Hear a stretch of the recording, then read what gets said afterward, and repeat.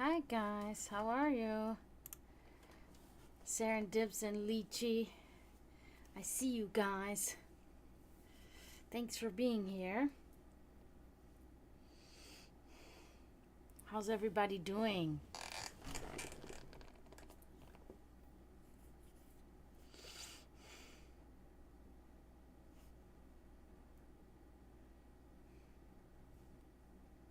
Oh, shit. Good, good. I'm alive, I'm here, you know. What else can I say? Not much.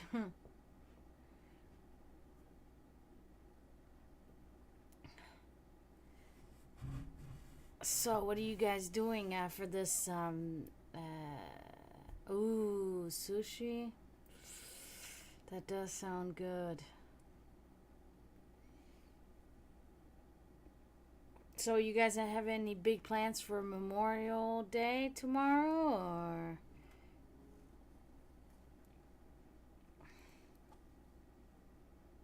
Oops.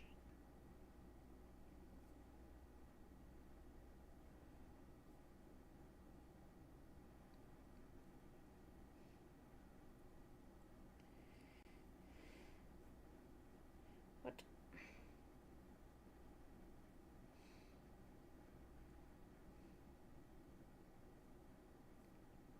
Hmm.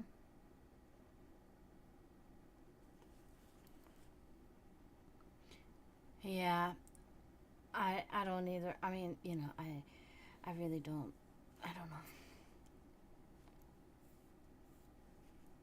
Oh, what kind of big event is that on Wednesday? I want to know about that. I've just been also doing the same thing pretty much. Hey, thank you, Serendips. Woo! Thank you so much. I'm um I'm also doing things around the house. Yesterday I worked in the yard for like 7 hours, man. Rearranged plants and put plants together, and then I did so much stuff. Felt good though, it feels good to do that.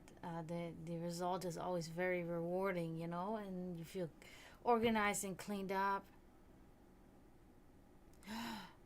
Really? Oh my god, where's that at?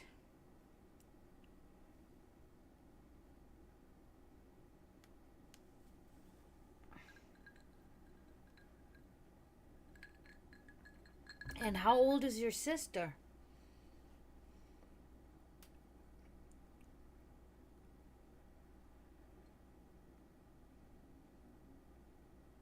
A psychic fest? Oh, Pittsburgh. That sounds cool. Wow. I wish I could go there. Actually, my coworker is in Pennsylvania now because that's where she's from. So, welcome back, Lychee. Okay, so she's or my age, our age, whatever. Oh shit! What am I doing?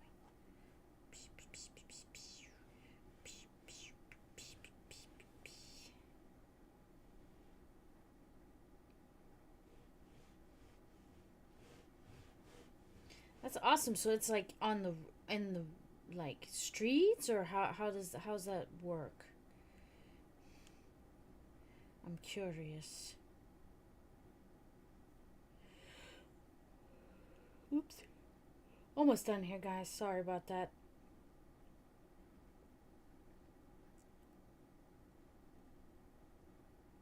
No, that's the why. Oh my god, you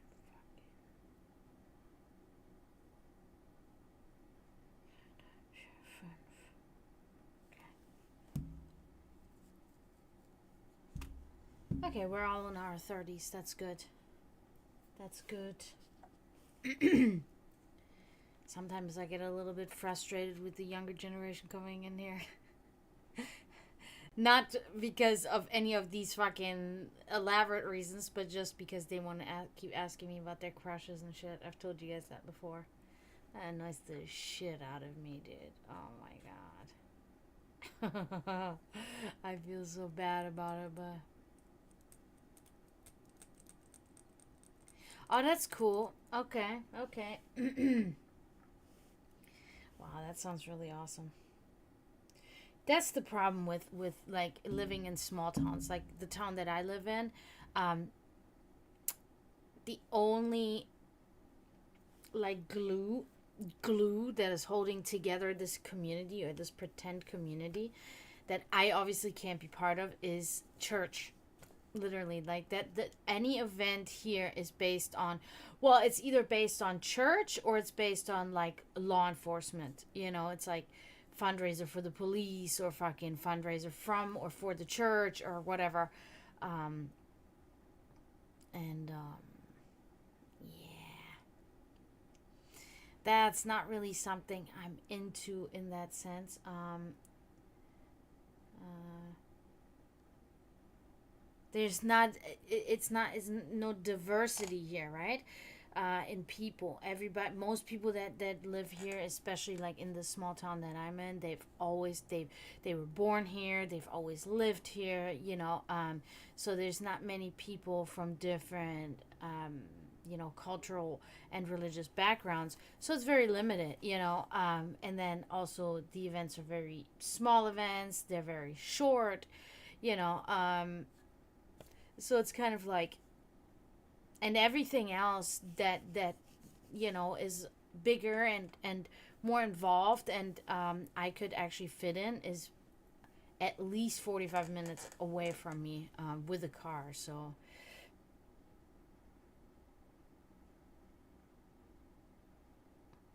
yeah, and yeah, exactly, and that's most of what it is.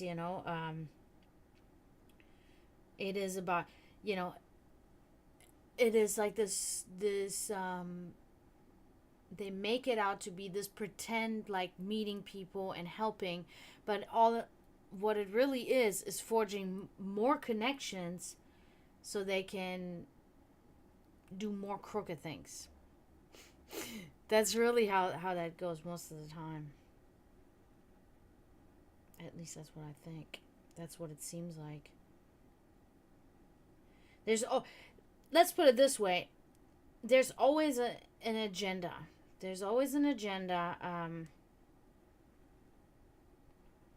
and that's not really, am I not in this anymore or something?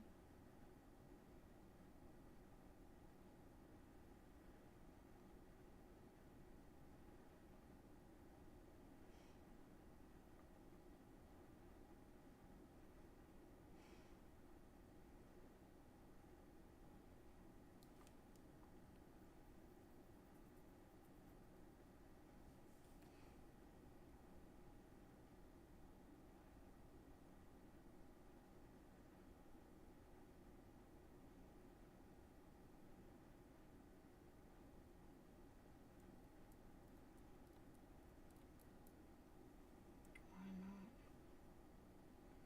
Sorry.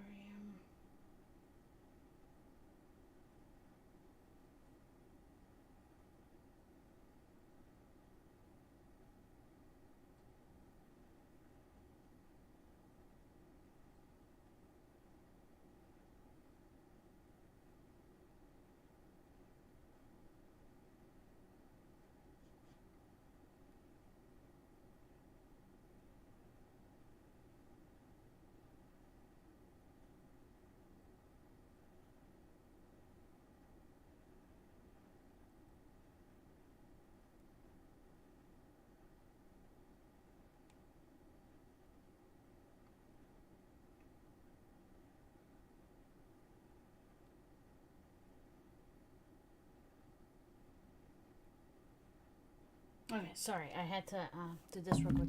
I'm here now. I'm here now. I'm here now. Okay, so you get a 3-card read whenever you want. Hi, Scooby. Okay, and here's Scooby with the 1 card. Just let me know if you want it. Serendips.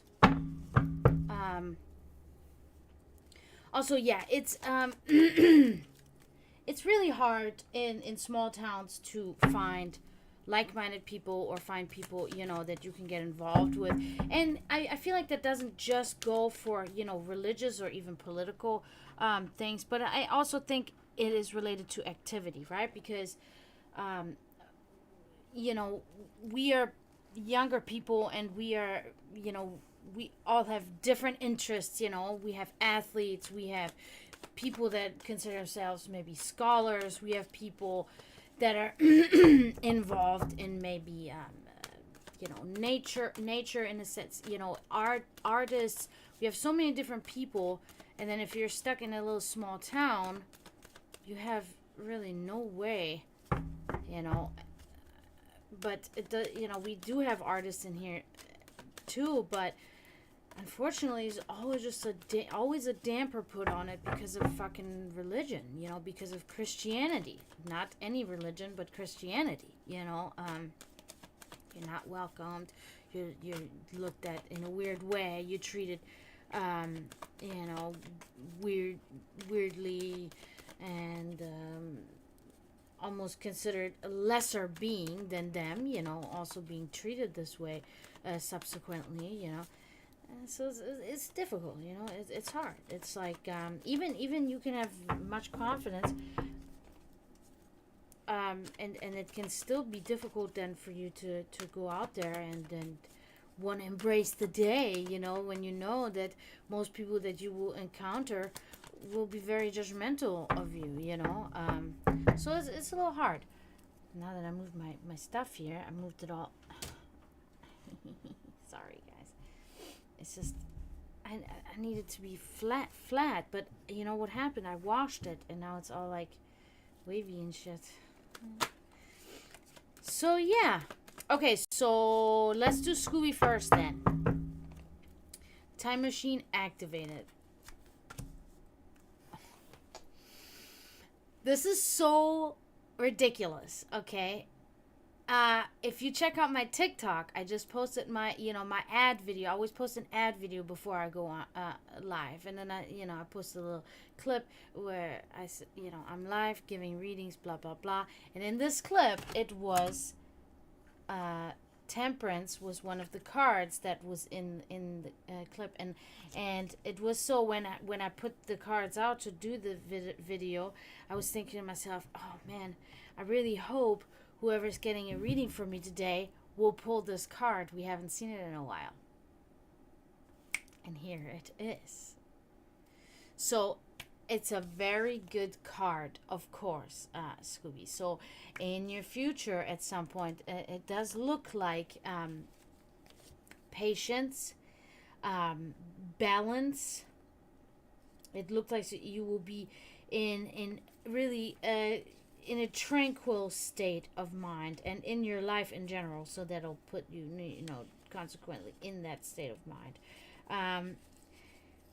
It's actually so sad to think that we haven't had this card in a while, because that's a really good card. It's about you being able to channel your energy in toward or into whatever it is that you will be busy with at the time, doing.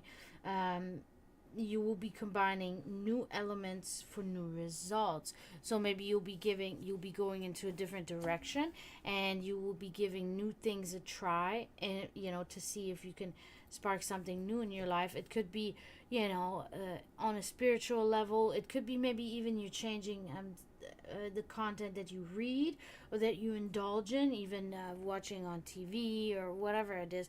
But you'll be changing some things around, and it looks like it will be very becoming of you. Okay, so that's good. I am so excited, Scooby, that you had this, because it is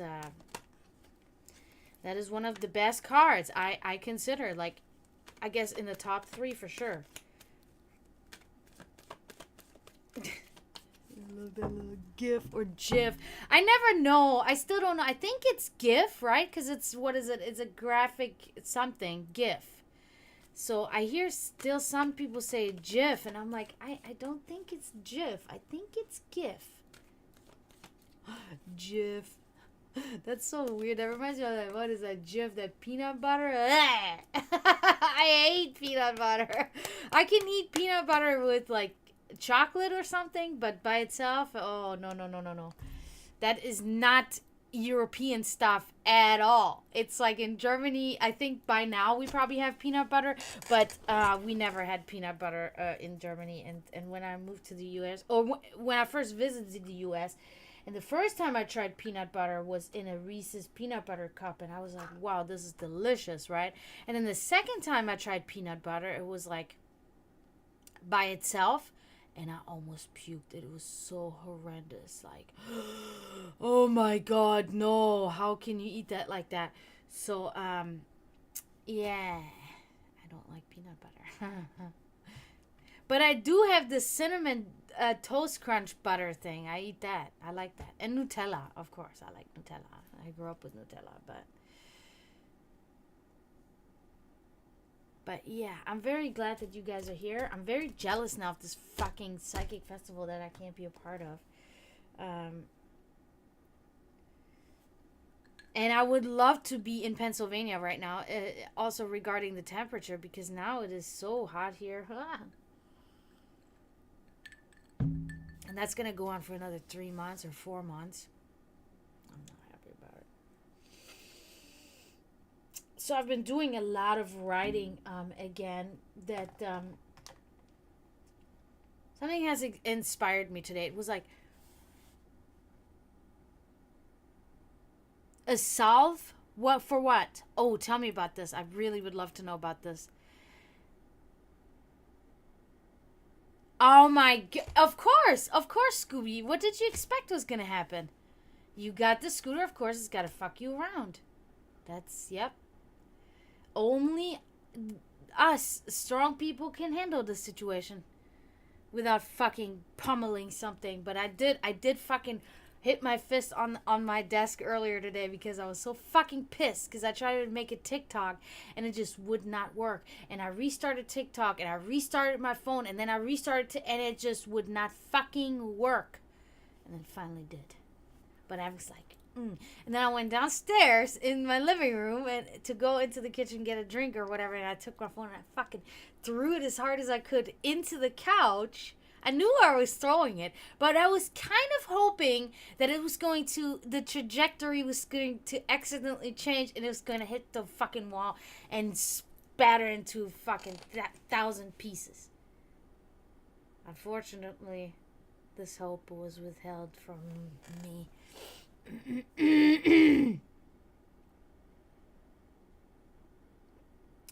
Oh yeah. So this is good. I do that type of thing as well.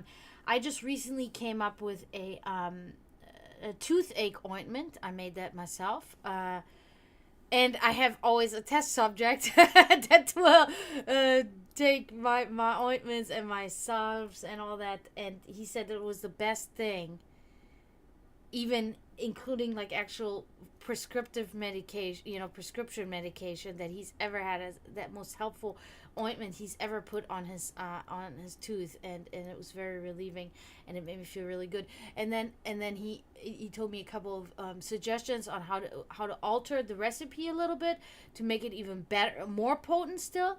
And then I had other ideas on what to incorporate into the recipe too. And I'm going to do that tonight. I'm excited about it because I also did for him.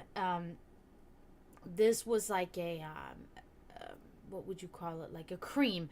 It was a hibiscus cream that I made for him because it helps against hair loss. But it's not like it may, it what it does, I'm thinking, it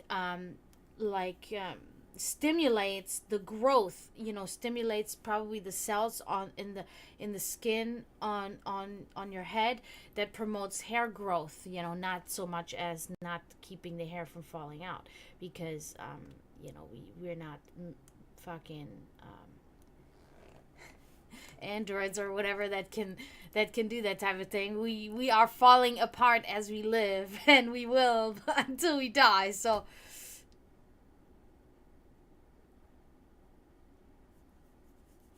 yeah, that's good. That sounds good. That sounds, yep. That has ingredients that I also use. Mm-hmm. Very cool. I love that. Oh my god, Scooby, that scene is so great. That's from Family Guy, and that's what makes like, at least I still get my stuffed animals, and then all the animals are gone, and she's like, Sunshine Bear, and he's like, and she's like, I remember that. That shit was so funny, dude. That's one of those dark. I mean, Family Guy is very dark in many of the things, but that was one of the ones that really made me fall in love. With Family Guy, one of those examples. I was like, oh, this is so great. Shit, what was I gonna say now though? Damn it, so on. I don't know, but Dark Narrow. Thank you for following. Welcome in. Welcome in. But yeah. Oh, and Perone is watching on Instagram. Hi, thank you for that. Yeah. So yeah. So I'm becoming. Oh yeah, the hibiscus oil that I made. Hibiscus oil, I guess. Kind of. I kind of can. Yeah. Actually, it's funny, but like when I thought about that, I was like, yes. Mm-hmm. I can. And it is not and people think this is such a great gift, but I'm telling you right now, it's not an easy life to live because nobody believes you. Then when it does happen, then they're scared because they're like, how in the fuck did she know that? And then they're like, distance themselves from you. That's my entire life. That is the abyss that I dwell in. Yep. So I like to be discreet, but I have my channel here. So whatever. Discretion. No, because you humans are not afraid. You see the value in what I do, and you use it. And that's why I do this. I do this for the small percentage of people that accepts me and utilizes me for what I do.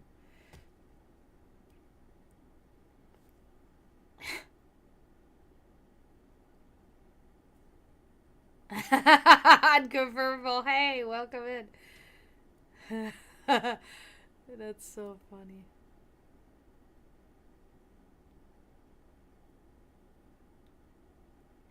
It is one of those things that I always say. It is something that anybody can do. I'm not special. It is something that anybody can do, and it is all it really is, and people always they make jokes, and they think to really put it in better terms, they think it's deeper than what it actually is, okay, or than it is. So because it is an intuition thing, it is it is like when you connect your intuition with your way of analyzing, and with your interpretation, and with your life experience and human experience, when you combine all of those elements, then you can do it. Now you have to have a little bit more of an extensive knowledge in all of these things, and it does help if you've visited the world, and you've met many different people, and you've done many different things in your life. Then you hone all of these things, these what would you say, like these traits, then you hone them throughout the time, and then you can apply them. So the more, now it is also that how receptive are you of the knowledge that is put before you. How much of it do you soak up like a sponge, how much do you discard, but all of these things everybody's capable of that. And because I also tell you guys, our ancestors were exceptional humans, and have therefore in that sense become gods, right? They have ascended into godhood after death and their spirit ascending, then the spirit evolves into godhood.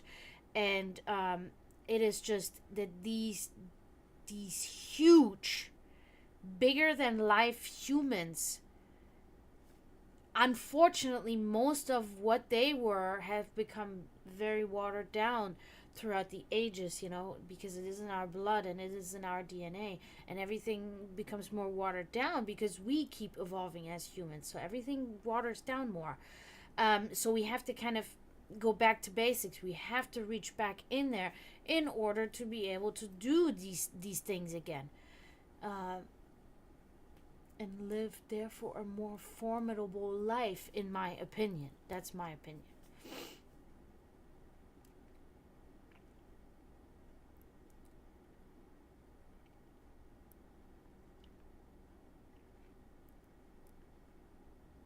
No kissing? Oh. I hear you cry. Come over here. Who is it, little man? Sweetie? I got all three of the three that are allowed in here. They're all in here. Sweetie Cans, Hanzo, and Diana. Hanzo, also known as Little Man, and Diana, also known as Littles. How confusing is that? And I also got Baby Mans, but he's outside. My brother always gets so mad. He's like, well, how can we know that everybody's little or man or baby or whatever? That's all. I'm like, no. Littles, Little Man, and Baby Man. Baby Mans, actually. Thank you, Sensei. You too. Do I know sigils? I do know sigils, but it is one of those things you can know sigils of a different variety. There are many sigils in the angelic works of, I always forget his name, old angelic works. You can find sigils. You can find sigils that are usable in the Satanic Bible. You can find sigils in the Necronomicon. You can find sigils all over. But these are all sigils that are made by other people.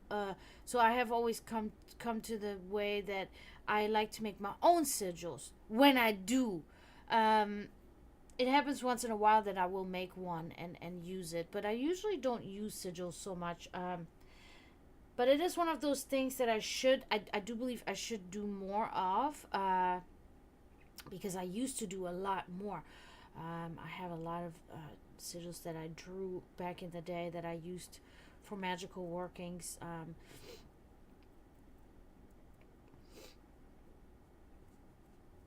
But yeah, there are different sigils. Like even here you can see I designed in an acrylic painting a sigil. I'll point it out when it comes up. It's a sigil that I did not design. Actually, I did not come up with the sigil, but the guitar player of my band came up with the sigil, and I just put it into the painting and then edited it in my computer.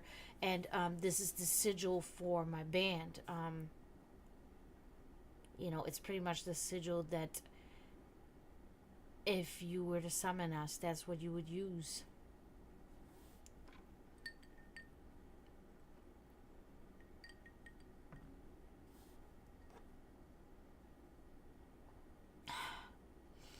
Oh, see, I'm forgetting my multi-chat again. No bien.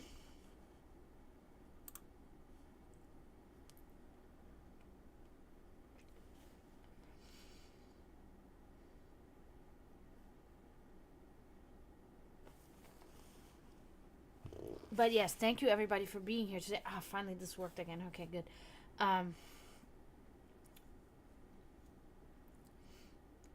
Yeah, I think sigils are good also because it is something.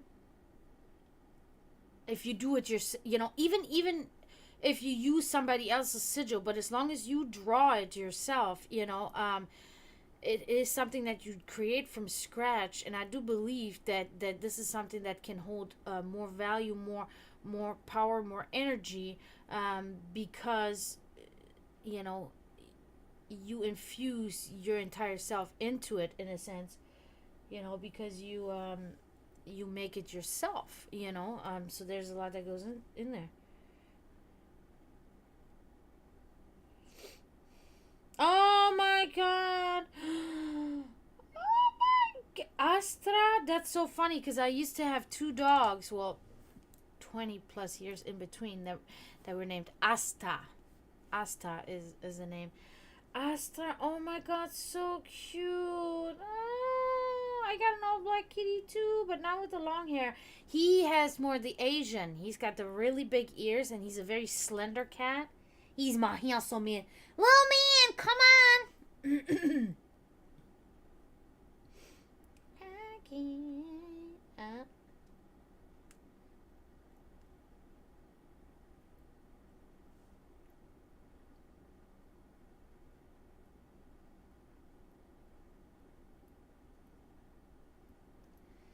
I don't know what that means.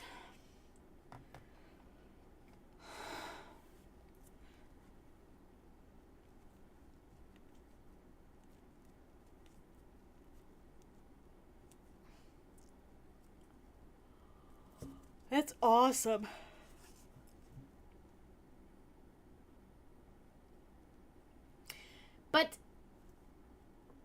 But you know what, those serendips? That's actually, oh yeah. Let me do that then. Cheers. Yeah, good point, Dark Narrow. That's a good point. I wasn't even gonna say that, but yeah, you can do that. You can also, it's also a very good way to just try to learn how to draw better, how to get better at it. You can fucking just do a cross and then go from there, and do whatever, add whatever lines you want. You don't have to be very precise. It is more about the purpose that the sigil is created for than it is about the precision of how it is created. You know what I mean? And that pretty much goes for anything and everything when it comes to magical or occult workings. It is really just like this. It's all about the purpose, and it's less about how and what. And I learned this early on because when I was very young, I started, and I think most of you know, but probably I have a lot of new people in here. So I've been doing this since I'm 9 years old. So I've been doing this for literally 26 years. So for 26 years, I've been researching, and I've been practicing, and I've been doing whatever. And I realized really early on in my early teens, I would get very frustrated because I would purchase these books on magic, right? And I would read these books to learn. It was all about the learning. And they would tell me, you need this ingredient and this ingredient and this ingredient and this ingredient to do this and this ritual or spell, right? And oftentimes, most of the time, I would always be missing at least one ingredient to do the spell, right? And it would be extremely frustrating to me, And I was a teenager. I had my allowance or whatever. I was lazy. I didn't want to get a job. I was an athlete, I was in school. I was hanging out with fucking boys and doing all that, smoking cigarettes, Fucking, I didn't want to get a job. My mom was pissed, She wanted me to fucking pass out newspapers or do something to, grow the understanding of responsibility and all that crap, So anyway, so it was like for years, I would then just replace these ingredients that were missing or add more of the ingredient that was already, whatever I could to make do. And then finally I came upon a book, and I cannot even remember which book that was now, that explained to me it is not necessary. It is not necessary that you have all ingredients needed. You can make your own, use your own. Make your own spell using your own ingredients. It is actually preferred that way. My whole Book of Shadows is based on that. Everything that I've written in there is to your own discretion. You mustn't always use this is just what would be ideal to use, but there's most of the time there's always a substitution that can be put in anything. For instance, we can say a good example is peppermint. Like you said earlier, use peppermint in exchange for peppermint. You can result into rosemary, for instance. It can deliver the same. You know what I mean? So there's always a way. Don't get frustrated, and don't think it's not going to work now. It is the purpose that you invest in the spell or ritual that you do that is what will manifest this, and that is the crucial point of the thing. So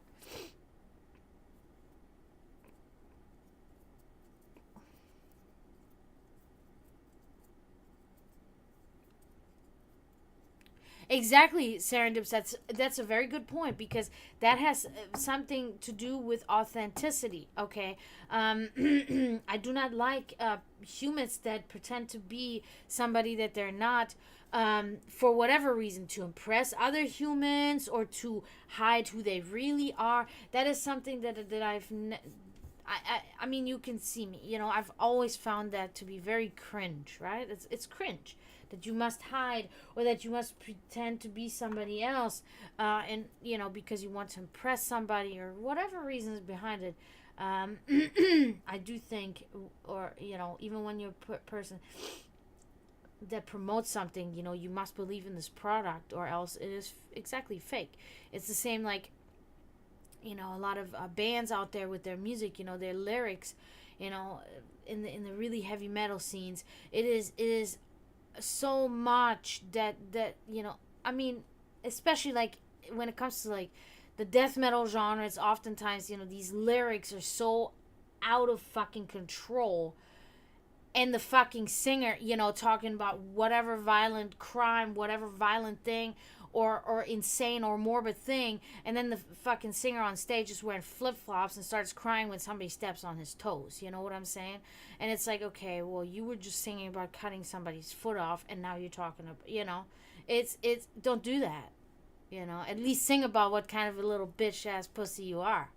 I hate that. I hate that, because any time that somebody approaches me and tests me on these things that I bring out, that I talk about, that I show in my life, I I will not change my story, right? And I will show you to the best of my ability that this is really what I mean.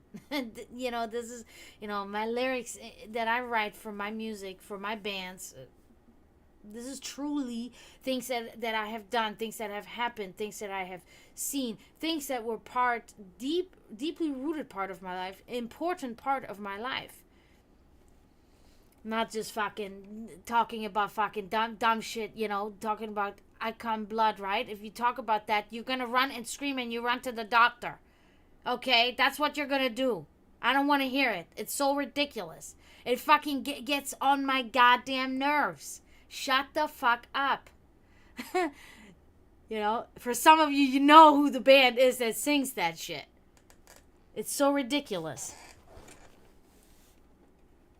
And exactly, Dark Narrow. That is really the oftentimes the fundamental thing that you use sigils for. It is for protection. Yes, you can protect yourself, or you can protect your home, or even use it to protect your animals or your humans that you matter to you.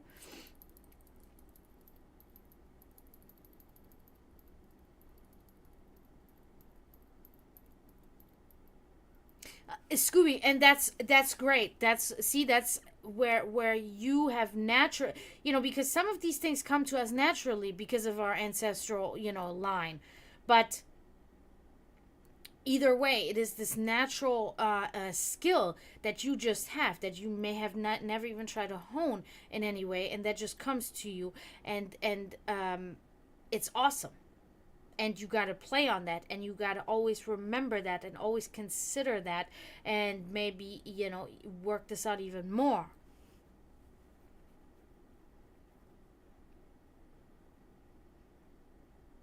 And dark narrow, exactly. I think so too. I am so like adamant about that. That it's literally like when I wear maybe a piece of jewelry, or I wear like my hair a certain way, or I wear a certain shirt or whatever, and I see suddenly that there's a bunch of other people that wearing that same thing, I stop wearing it, or I change it in some way, and I don't wear it the same way, because I'm like, okay, that's just now, because then most of these people that take this, for instance, when you see people wear a baphomet on their neck, right? The baphomet is the satanic temple, or the church of Satan, or anybody that considers themselves like satanic, and is involved in Satanism and actually knows about Satanism. They wear that, and we wear that, and it is important to us, and we know all about it. We understand what does the Baphomet stand for,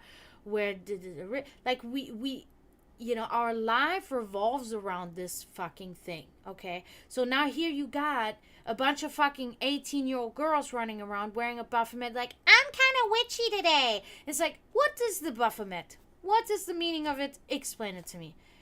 And they're like, it just looks like really cool, or whatever. Like, this is just an example. I'm just using this because it's, I guess, the simplest way of explaining what I'm trying to say. And then it's just a total fucking disrespect to the really deeply held meaning of this representation of in a sense traditional cultural or religious symbol that is very meaningful in many people's lives, that is also often a sigil of or not a sigil, I'm just freely now using this fucking word, but a symbol of freedom for many people. Baphomet, good example, because like a lot of people, especially in the US, grew up in very strictly Christian religious households, and they were forbidden from doing this, and they were not allowed to do this. And finally, as they become adults, they are freed. They can be free, and then they see the freedom. And then oftentimes, these people then are atheists, or they still hold a spiritual deeper feeling toward things, so now they're indulging in Satanism, and they see, this is where I belong, this is where I fit, this is so freeing, I'm finally free from the shackles of indoctrinated religion, and it's very meaningful to them. So when you have somebody coming in there, I just feel witchy today, hey, it looks nice, it looks cool, then you're just making this shit fucking disgusting now. That's why I don't wear it. I wear the Baphomet very rarely, because it has become an epidemic. Like, people are just doing that that's why the hammer, every day I sit and I'm thinking to myself, I think I want to take the hammer off. I think I want to take the hammer off. I think I want to take the hammer off. But it's like, no, I cannot let these people do it. So I do stick by the hammer. Yeah, it's Ankh. People don't, people wear Ankh, and they believe that they know, Ankh. They say the Ankh. It is incorrect. It's just Ankh. You didn't even go past the first explanation of this symbol. You're not worthy of wearing it. Isn't that an Ankh? It's Ankh, not an Ankh. It's like you didn't even go past the first sentence that would be explained in any Egyptian, writing about the origin of this symbol, etc. It's so like, it drives me crazy. It drives me crazy. Sorry. And exactly, unconfirmable. It is, and manipulation. This or that, but manipulation in a sense to make yourself out to be better to that particular person that you're trying to manipulate than you are, or be more appealing to the person than you are. That is people that are afraid. That is people that do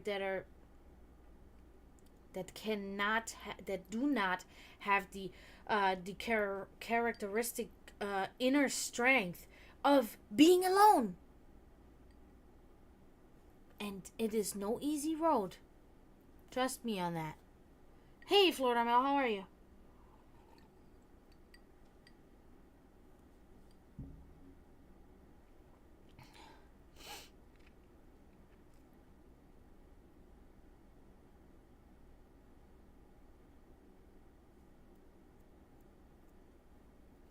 No, that's good because these things can be used very much.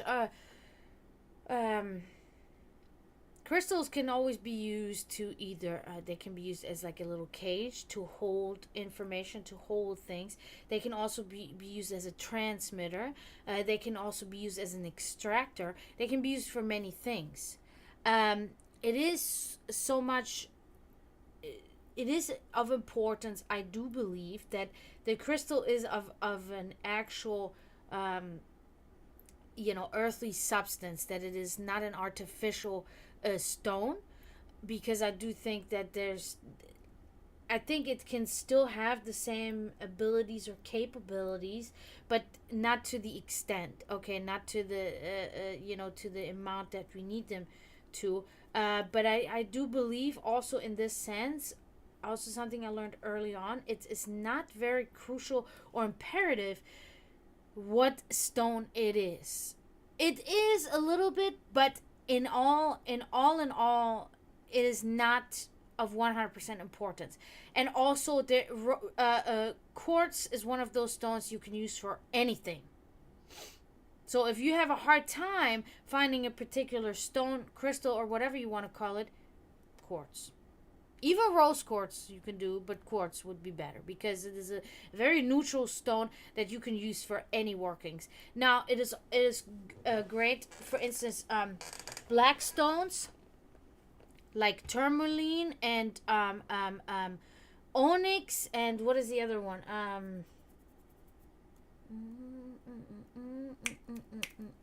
I forget now. There's another one that I like to use. With S, I think. I don't know, but anyway, those are really good to chaos magicians have a thing, they like to use it, and I use this. I'm not a chaos magician. They're just some attributes and some aspects that I can apply to my spiritual workings in a way. And for instance, that's one of those things. You can use a black stone to wear it around your neck, and anything.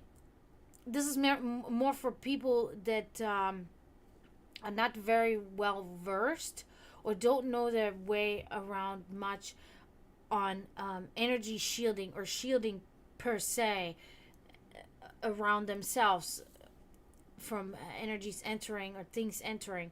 So they can use the stone as literally a black hole, and a spiritual, metaphysical black hole. So anything that comes at them that they do not want to receive in any sense or have a hard time filtering, they can use this stone to absorb it and use it as a black hole and throw it all into the abyss, into the black hole. So that they are not affected negatively or non-constructively or deconstructively, I should say, destructively by whatever is thrown at them. So I do think it's very helpful.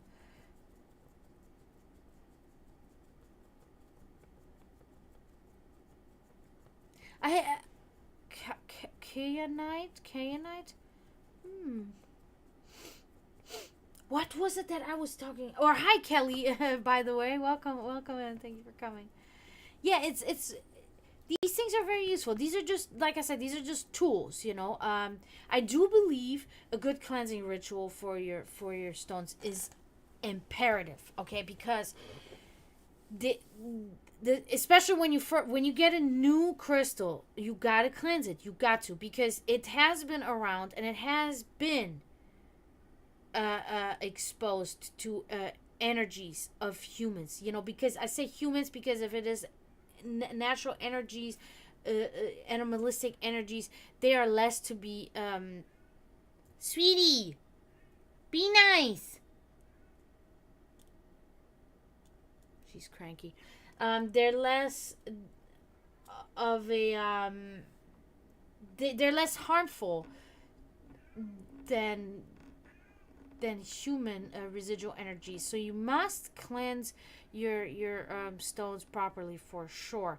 And also, I do believe after each use, unless you're going to use this crystal for the same thing again just a few days later or so, if it remains to be for the same, I do believe you can say, okay, I'm not going to clean it because I'm using it for the same ritual, for the same purpose, you know. But as soon as you are done with your ritual and you know you're going to use it for something else next time, or even not going to use it for a long time, cleansing. Sweetie Cans, come here, sweetie. Come on. Come on, sweetie. I should call you Complainer Cans. She is so fucking like, you hear that? Sweetie, what's wrong with you? I love you, sweetie. How? Because you're fluffy. Come on, sweetie. Come inside, sweetie. Sit on the couch. Please. You see her? Sweetie. Sweetie, you're really annoying, sweetie kids. Did you know that? Or you didn't? Huh? Come up here, sweetie. Come on. Let me grab you. Sweetie can't. I think I gotta trick her. Sweetie. I got her. Sweetie. Why are you crying? You say hi to the people. Sometimes I gotta make sure that she doesn't stink. Because she will. Sweetie. Because sometimes, you know, cats, when they're outside, they will lay and pee, and then they'll smell like pee. Right, sweetie? But you don't smell like pee right now, sweetie. You're good. Fluffy-cans. Look how fluffy. Look how your hair is everywhere right now, sweetie. Your hair is everywhere. Yes, it is. Fluffy-cans.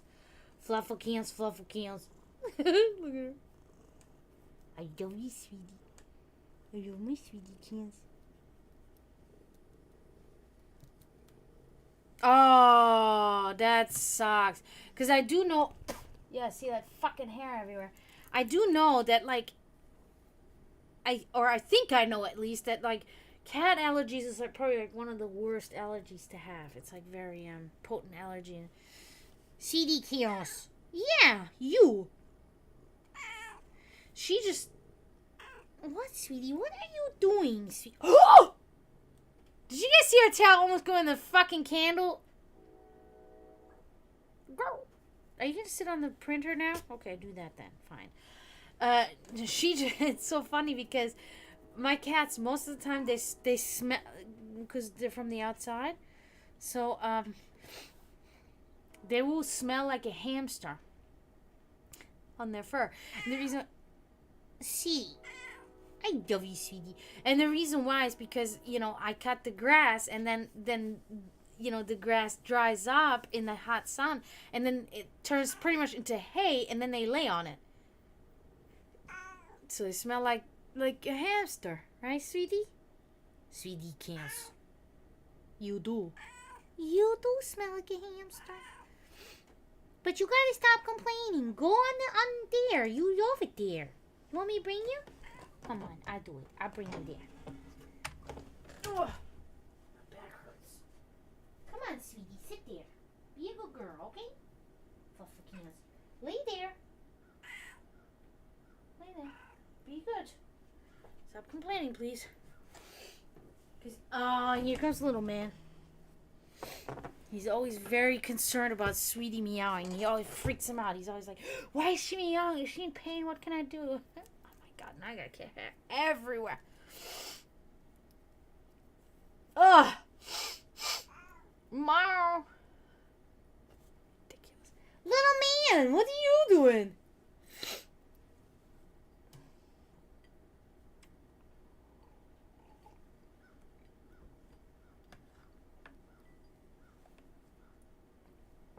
Yeah, Odin's helpers are busy out there that time of the year.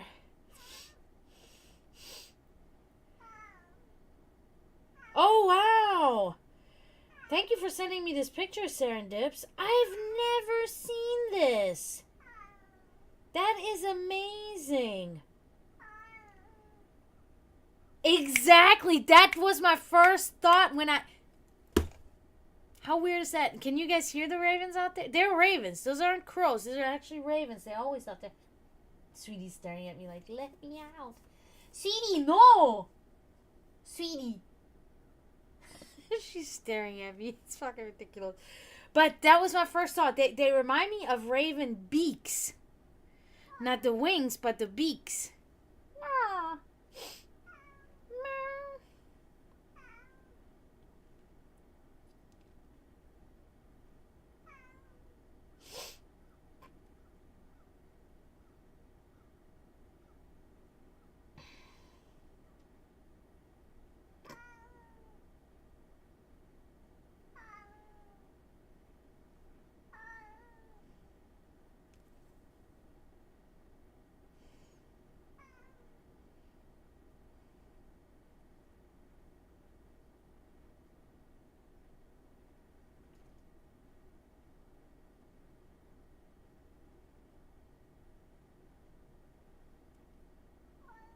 Hey.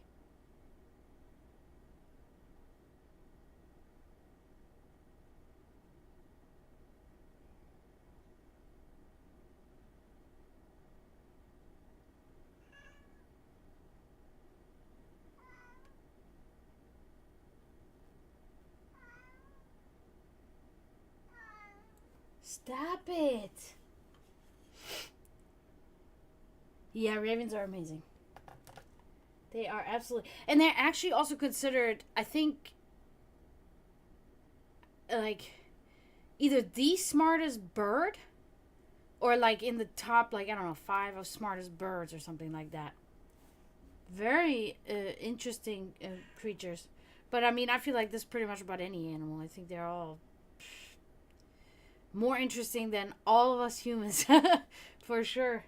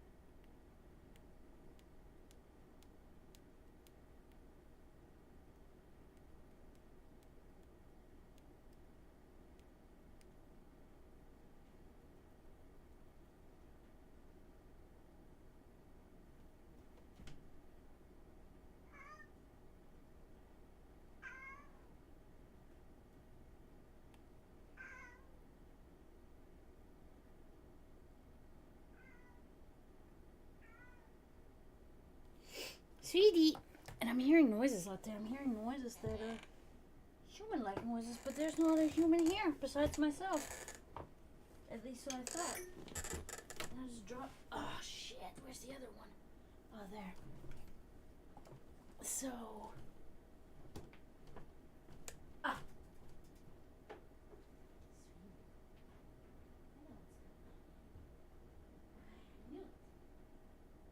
It's not a human, it's a kitty.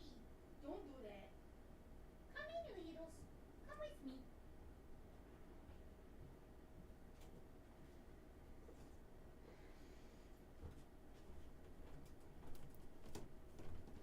If it was my cat, a little man, he opened the bathroom door so he can drink out of the faucet. I do not understand why he likes to drink the unfiltered water out of the bathroom faucet more than the filtered water that I give him. Maybe it has something in it that he enjoys the taste of or something.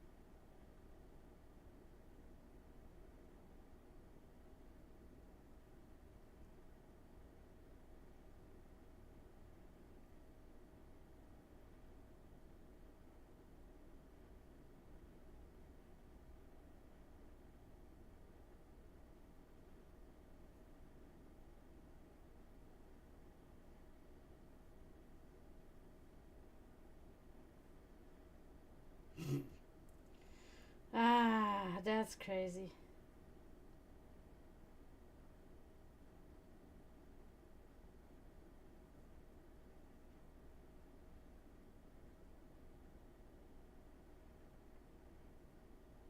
Can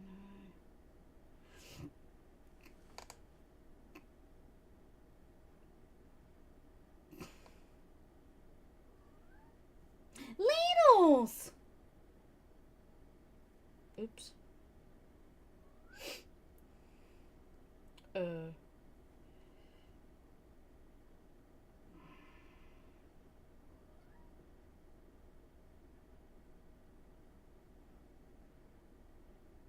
Oh man, white sapphire? That's awesome. Oh man, I wish I could see it out of the case. Oh, that's so cool. Oh my god. Very awesome. Anyway. Yeah, I saw that, Kelly. It's cool. It's cool. For my PC, $600, I think. It's garbage. It's not a good PC, but it you know, at least it does the stuff, you know. Yeah, let's do it. Let's do it. 3K. Yeah, that's a computer. That's not a sad excuse for a computer like mine.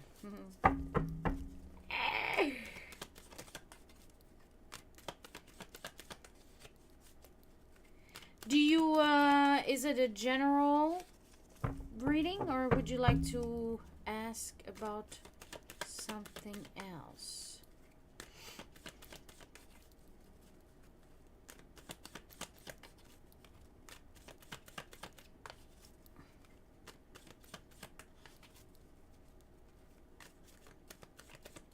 $600, I think, or something like that. 600 or 700, I think. It was a total standard a PC that I bought at Walmart. Your three threads.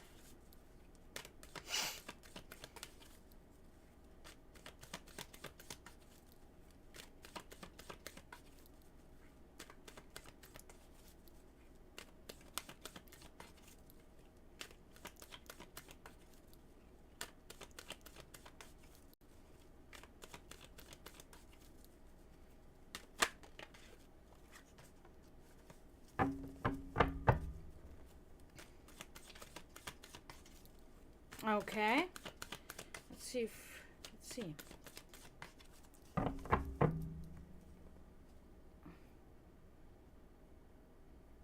Wow. See, anytime it comes to electronics, I will not buy used or anything like that, or you know, because I really just, I'm scared. You know, I'm scared that it will not work and whatever. You know, whatever. All right, let's do it, Serendips. Let's do it.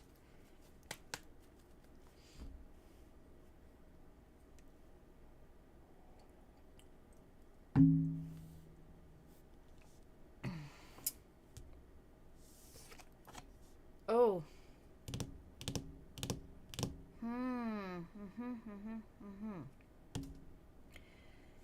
Let's play tarot. There you go. So the Queen of Swords here. This is not really an ideal card. There's definitely something that has to do with a great loss and a great conflict and sadness and loneliness, anxiety and sadness, and about somebody carrying a burden. Okay. I'm not sure if this is related to yourself or somebody that's close to you, that because it's also speaking of a widow. Okay. So somebody that lost something very dear to them. It's either yourself or somebody close to you. And it is a great energy, and it is an overwhelming energy, a suppressing energy. Okay. So let's move on. Let's see what else we can see. I find this very interesting to find that when you're asking about your spell. Let's move forward. Hmm. Okay. Nine of Pentacles here. So this is looking a little differently because this is speaking about a wealthy and independent female, a pet lover, somebody that's very involved with their pet or pets. And it's also talking about material good fortune. Okay.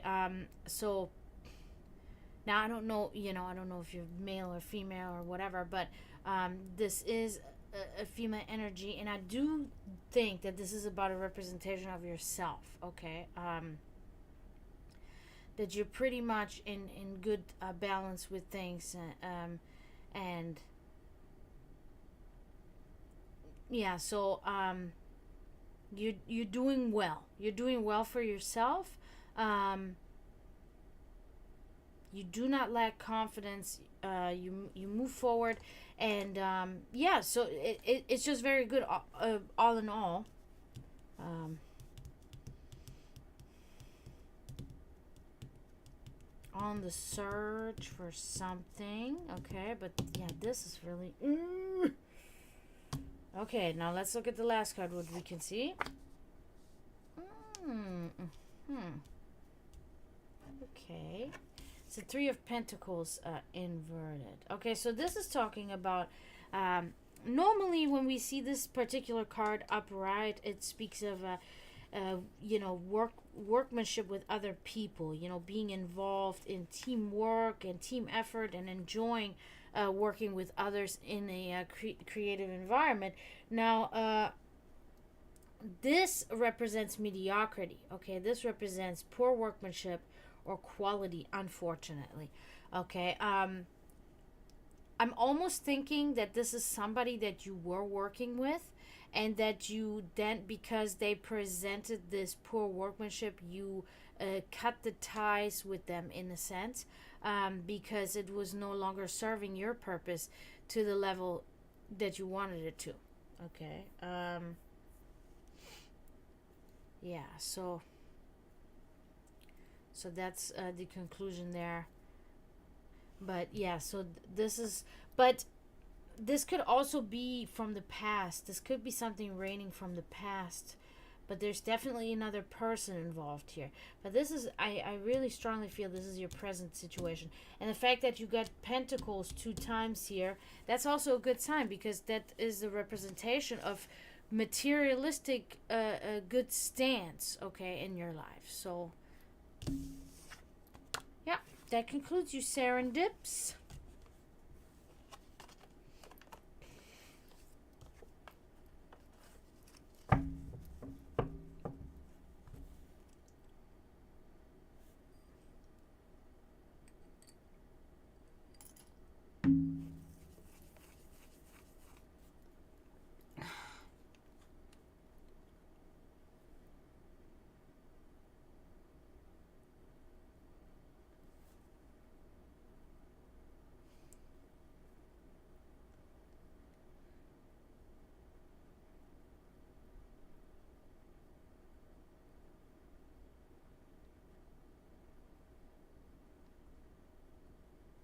This tastes like vanilla and I fucking love it. I keep using it.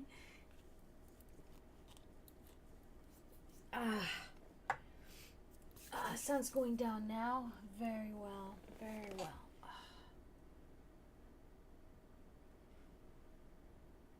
Yeah, it's one of those I think most of you are actually a little bit younger than me, so you're probably just out of that, but we used to have it in the 90s, so I ordered it online. Lip glow. And it has that little ball, and then it's like this roller, and then it has different tastes like cherry or strawberry, and it's fucking awesome, bro. I love it. So excited. I always like when I find things that reminds me of my growing up, and then I got multiple. I got blueberry, cherry, strawberry. This is the cherry. See, it has the name in the front there, in the picture. Unfortunately, I did think that the colors would kind of be the color that then goes on your lips, but it's not. It's clear. What, Leos? We get another cat. You guys want to see it? Littles. Baby Littles. Hey, hi, baby Littles.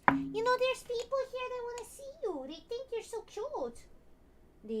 There's my Littles. That's Diana. What's wrong with you? You better not have peed anywhere, Littles. I'm gonna go mad. No, she doesn't do that. That's why the three are allowed. Her, Sweetie, and Hansel. Because they do not spray or pee. That's the only reason why they are allowed. The other ones, I cannot let them in. But they have everything they need out there. I bought them a $200 gazebo. So they could have, and they have little places there where they can sleep. And they have everything, out there. Everything. Blankets. Because I love my animals. But yeah, so anybody, what do you guys, I do want to point, oh my god, yeah, please guys, if you can't follow me on my TikTok, I'm still trying to get to 1,000 followers. Follow me on my TikTok, follow me on my Patreon. I actually kind of like revised it a little bit and added more stuff to it. And if you can donate to my GoFundMe and or share it, it's very important. Very important. It's like the most important thing in my life, literally. This is not a joke. This is not an exaggeration. When you go on the GoFundMe, it explains what it is for. So any help, even if you share it, any help is greatly appreciated. I really do need the help. I've been I'm not working tomorrow because the place I work for is closed for Memorial Day, and it's like that's cutting hours out of my, I'm really struggling, not gonna lie. So yep, anything helps. Appreciate you guys. And if you sub, if any of you have Amazon Prime, you get a free sub with your Prime. You can use it on me. Doesn't cost you anything, and it would help me a lot. So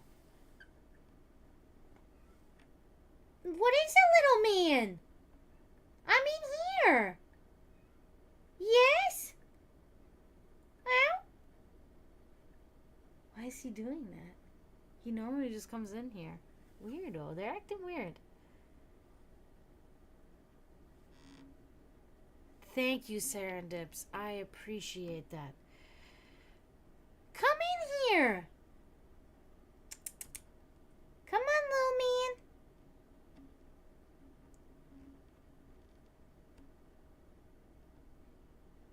Why is he not coming in? He's so ridiculous. But yeah, so really cool, really cool what you guys were talking about. Yeah, crystals. We were talking about that, and oh my god, I got so many little ones. I don't have anything like huge or anything. I got a crystal ball, but besides that,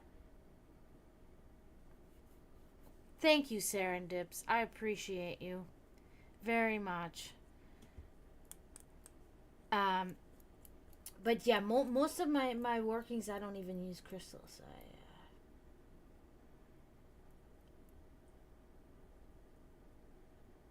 I don't know how to describe it. I have many. You guys see my altar all the time. I mean, I got kind of my guitars covering. I try to fix that, but whatever. It's not really fixable. That didn't do anything, so whatever. I have a lot of things on my altar that are, that are supposed to be like beacons, yeah, but it is kind of like that. And everything else, I really use a lot of incense.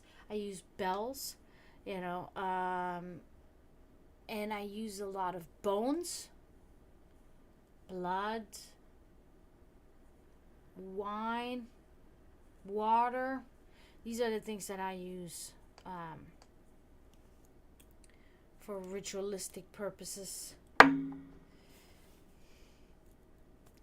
Oh my god, Serendip's, I thought about that today. I am fucking tired all the damn time. For me, it's just become like, this is just my life, how my life is now. That's it.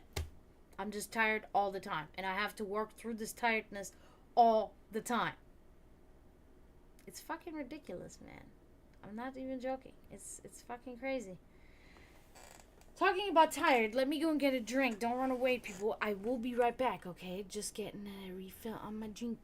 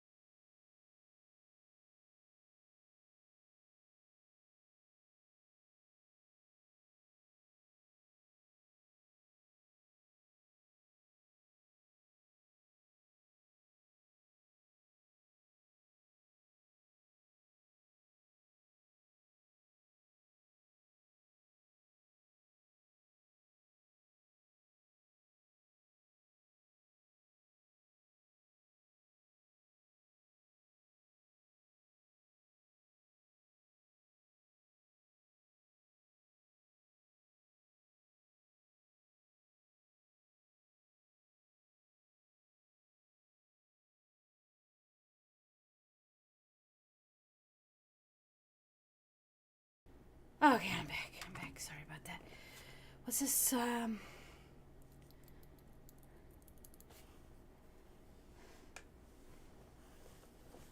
Ooh, sushi fortune cookie? Cool. You too, Dark Narrow. Thank you so much for coming in. Have a good night. Okay, I'm going to turn this down a little bit because it's like blinding me. This is better now. Yes. Yeah, thank you everybody for coming. Very nice stream.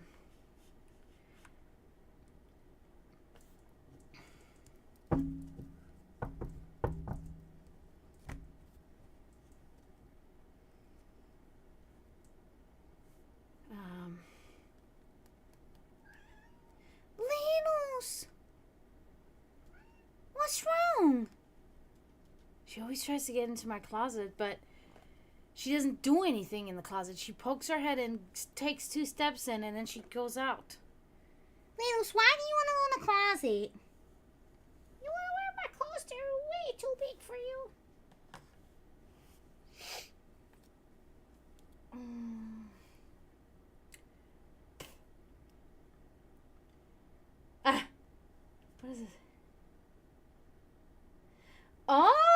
Serendip's. This is good. This is very good. Huh. Thank you for that.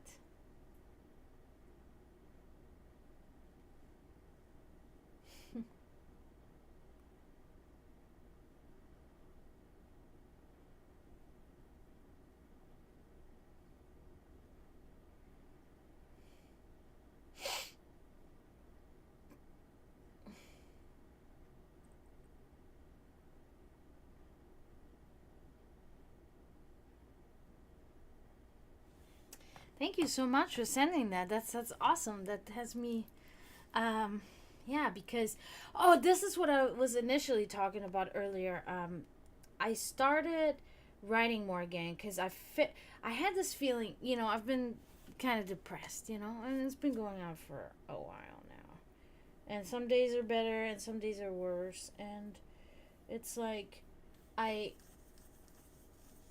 it was literally like my subconscious was saying, I need a release, I need a release, I need a release, but I didn't even realize what my subconscious was saying.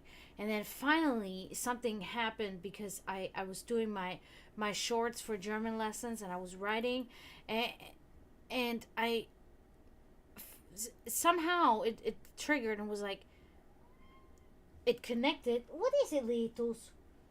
With my writing, um for my German lesson short or reel or whatever you want to fucking call it, or TikTok. And then it was like, boom, you got to start writing again. And that was huge. And now it's like, okay, yeah, that is, it's not the cure, it's not the ultimate cure, but it's a huge help. In this thing that I'm going through. So I'm like, I can feel it right away. I came up with like 3 or 4 things, and I wrote them in a book, physically writing them, right? Writing them on the computer and things like that. It's not the same for me. Physically writing them, that's what, and it was so perfect, and it was great, and I love it. And it's like, because what I noticed when I was exercising, and I was thinking in my head these thoughts, and then I converted them into like poetic writings, right? So I converted them a little bit, and made them, so now I think this way again, and all of this I can write onto paper. It does not actually extract the feelings, but it gives it a body, right? It gives the feelings a body, and that's, it's an embodiment, and it's good in a sense. It's a manifestation in itself. Writing down thoughts, because now these thoughts that are in your head, you have written them onto a paper, so now they have become from the invisible and non-physical to something physical. And I think that's huge. And oh, hi Silky, how are you? Oh, you started writing too again, Serendips? That's cool. You could put something in the Discord if you want that you wrote.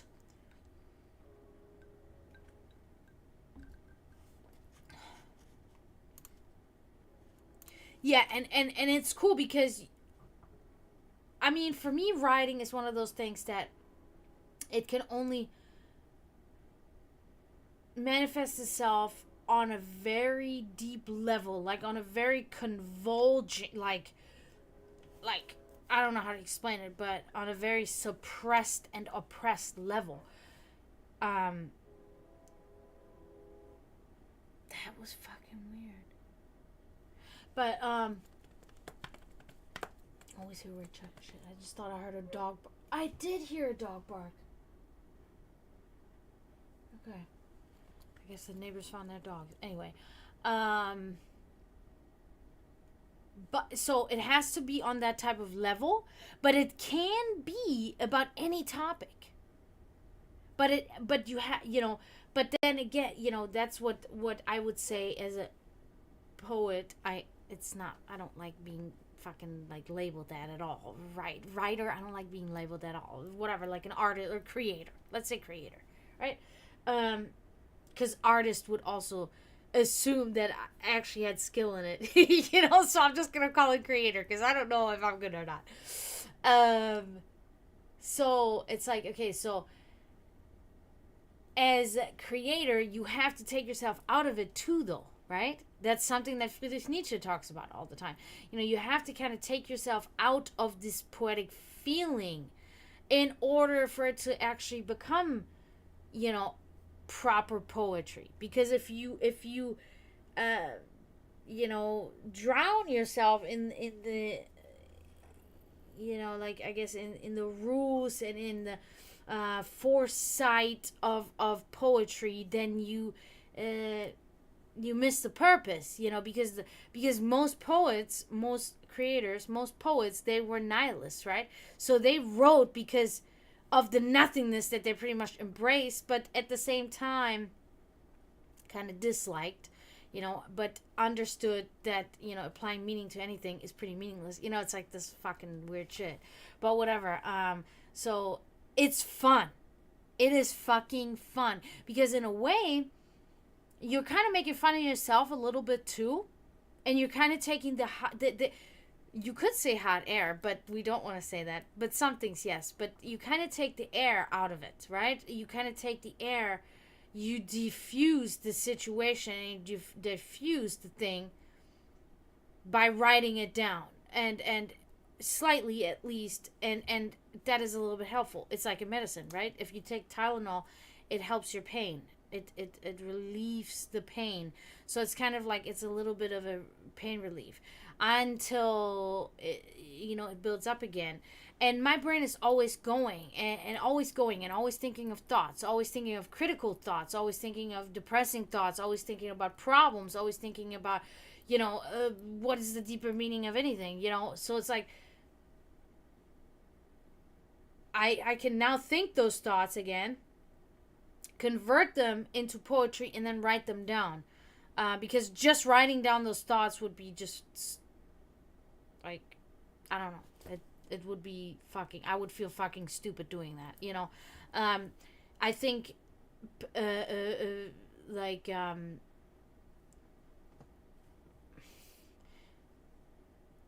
enhancing it more in a poetic language expresses the strong feelings and the strong importance that I hold to these things that are happening. So I think it must be in this way. It cannot just be regular writing something down just in a normal way. I'm okay, Silky. I'm alive. I'm glad to see you, though. And I'm glad to see everybody. You guys have been very awesome today again. It's been such a good stream. Yeah, we had Dark Narrow, my new follower. We had Serendip subscribe to me, which is fucking awesome. And then Silky's in here, and Kelly in here. Then we had Scooby, of course, Florida Metal, Unconfirmable. Yeah, many of my faves in here today, which is awesome. Love it. Love it. Lychee was in here too. Sorry, I still got cat hair stuck in my nose and like everywhere. Very good. Yes, indeed. Very good stream. Yep. Oh, what is this? Oh, okay. Serendip's posted something in the Discord.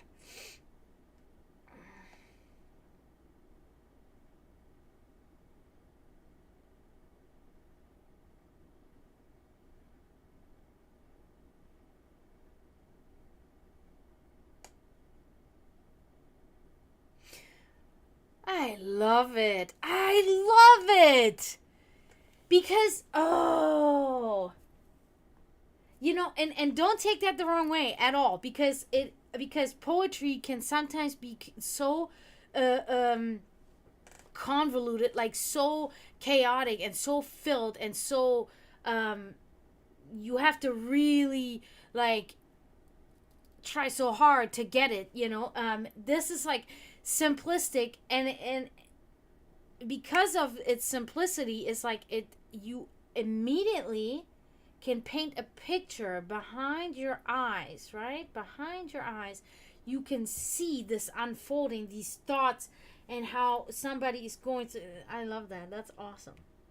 With like big poets, when you read them, you have to actually focus on like what is are they actually trying to say. You have to really concentrate, and then at the end you will understand. Okay, got it now. Okay, but now with this, it's like it becomes real to you, and it becomes understandable to you throughout reading the passage itself. I love that type of stuff like that. It's very it's like reading a fiction book where you see it go by as a movie. I love that. It's very vivid to you. Okay, Silky, give me 1 second because I want to read it again.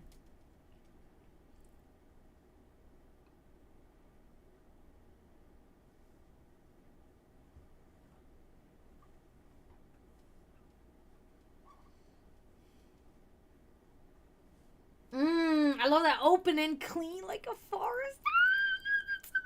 Because I've had that thought before. Don't you love when somebody has somebody writes out and you're like, oh my god, I thought that same type of thing.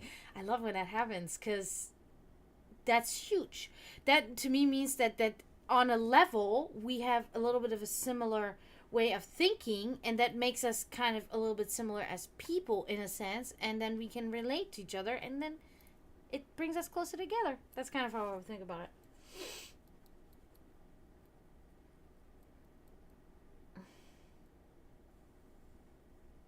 And at the end, they're shattering to not an age to be, not a price to pay.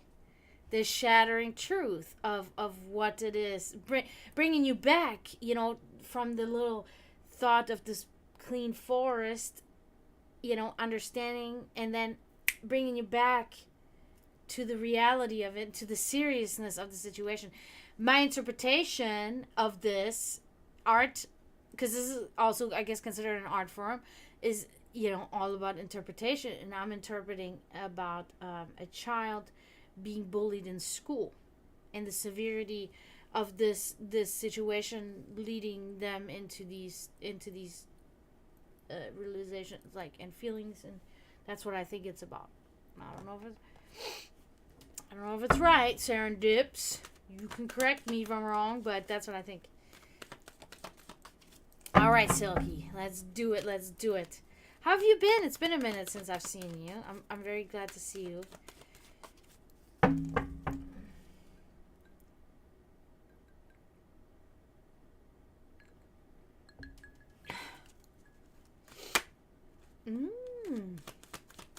Oh, and you know, this is the thing. I did write something earlier today. I think I'm gonna have to read it. I don't know if Sarah Dips is still here. Say something, Sarah Dips, because I wrote something earlier today. I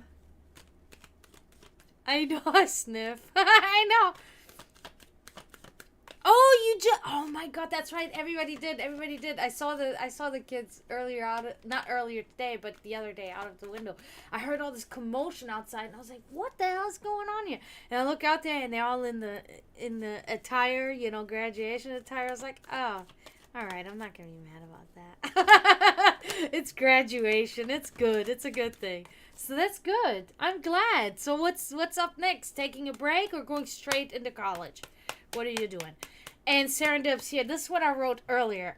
And Silky, I'm still gonna shuffle a couple of times before I do it, but I gotta read this to you now because now you got me on the thing. It's short. It's nothing long, but it was so. Now, yours just did the opposite than what I'm about to read. It inspired me, right? Because I don't know. But I'll read it to you. And this because it's so fucking true. Is it just one? Yeah, okay, so it's called A Poet's Illness, okay? And I can no longer indulge myself in other humans' poetry, for each time I have done so, it entirely crippled and dismembered my meager as well as shallow desire to continue writing. Disarmed to my own fault of my weak heart, being grossly infected with the malignant cancers of insecurity, egotism, and the infamous inconfidence. Yes, yes. Feelings I had needed to be written down, and yep, straight to college. Wouldn't have it any other way. Get it over with. That's the way to do it. And what are you going there for? Oh, now I'm curious. Very curious.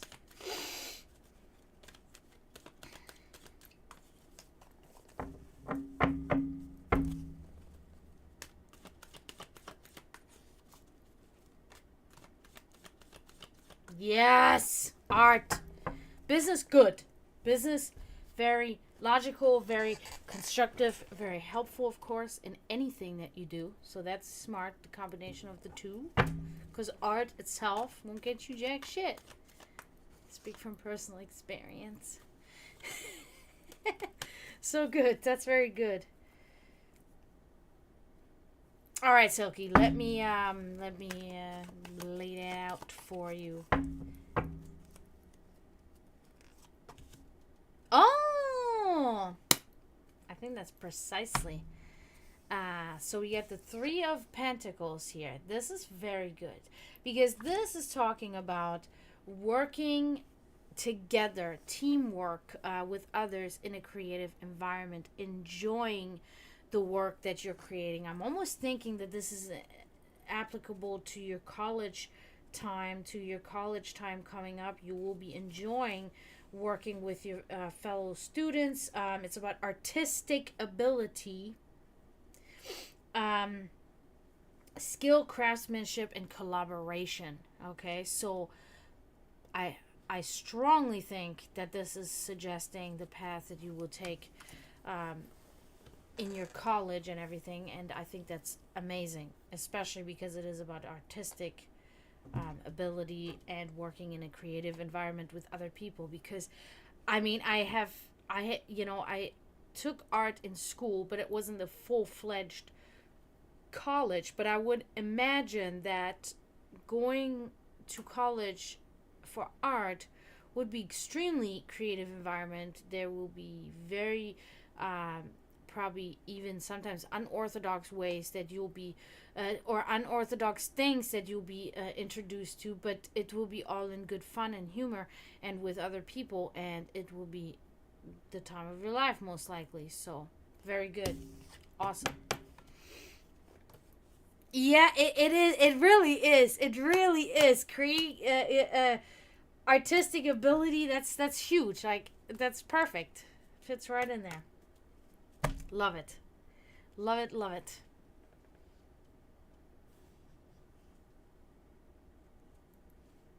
Oh, it's just now 9 o'clock. It feels later.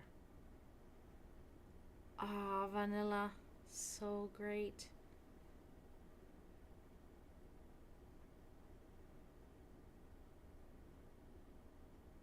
And it really does smell like vanilla. You know how a lot of things, labels on like shampoos and shit, and they'll say like smells like vanilla. And it's like, no, it doesn't. It smells like something sweet, but it does not smell like vanilla. It smells like a flower or whatever. And this actually smells and tastes like vanilla. You're welcome, Silky. Thank you for coming in, and have a good time, and real good luck in your college. And I'm sure, and I'm hoping you'll be back and kind of give me an update or something. Tell me, I had such a good class or something. That would be awesome. I really wonder what they do in art college and nowadays in the U.S., I should say. Yeah, I think you're in the U.S., right? Not Canada. I don't think you are in Canada. Yeah. We got this.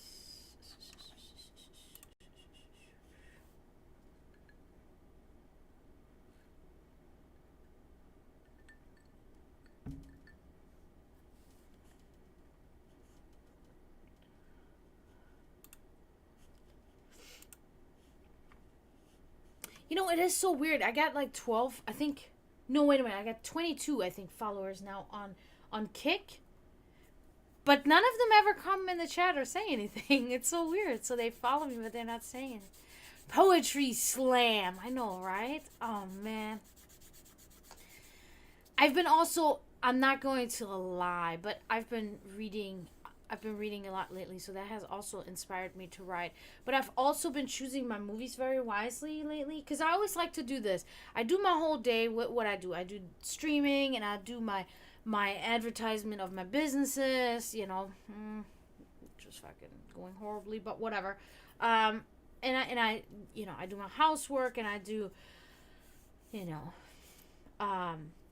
maybe painting, whatever. But at the end, when I'm done with all the things that I want to do and that I need to do, writing as well, then at the end of the day, I like to do two things. I like to watch. Sometimes I just like to watch a funny, stupid show and then go to bed. A couple of episodes and then go to bed. But other times it's like, okay, I want to watch a full-fledged movie that I really dive into. Good movies, like educational movies and movies that are very much based on books and things like that. Not some fucking The Real Housewives bullshit. You know what I mean? That and then I go to bed. So I've been watching some kind of significant to me movies that have a lot of that teeter-totter on the line of poetry, because these movies take place in older times, stuff like that. So yeah.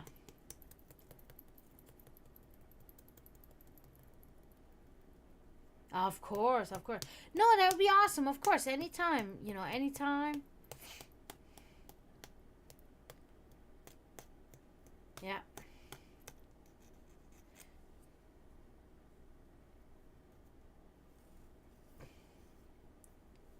Very awesome. A lot of the people that come in here, of you guys, younger generation, is like you guys are all going to college. That's fucking awesome. I think that's so great because I do hear how many people now kind of despise college. In a sense, I understand it too, but on the other hand, I do also still have this embedded belief that college education, whatever happens after, at least you have a degree, right? You have taken the step and you've secured your place in the sense that you have a degree in something. I think that's the main thing why people at least should go to college. So at least they have something, Now, how helpful is it in the field? I don't know. A lot of people say it's not really that helpful, but I do disagree. I do think that there's companies and such that hold a lot of worth on a college degree still, and they will take somebody with a college degree over somebody that doesn't have a degree, to work in the field and at the company. So I encourage people still. Now, do I encourage them to go into crippling debt because of it? No, but if they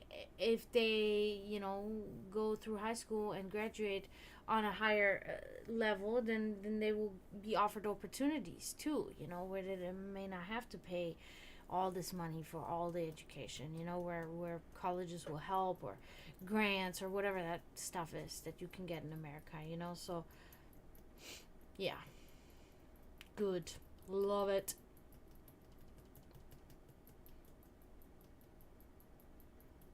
Yeah, and see that's the attitude. And I was not that smart at your age. I did not care, and I said, I don't care, whatever. College, no, I don't want to go.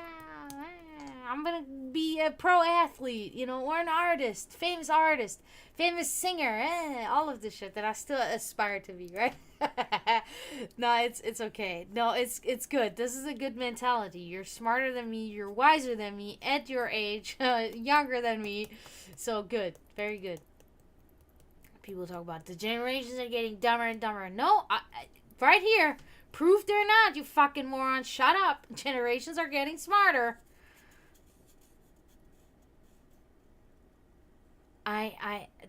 that is a picture that I cannot unsee now, and it makes me absolutely depressed and disgusted.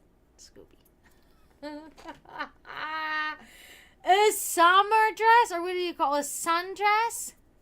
Ew, no, I'm not gonna wear that with like flowers on it, and it might be yellow or. Oh no! Oh no! I'm not wearing that. Nope. Sorry. But your imagination can take you there. It's fine. No. No, no, no. And definitely not. You know, the IQ can very well, grow over time by doing the right techniques for it. And I do believe, but by the time you're my age, you're gonna be smarter than I was at my age now, for sure. What?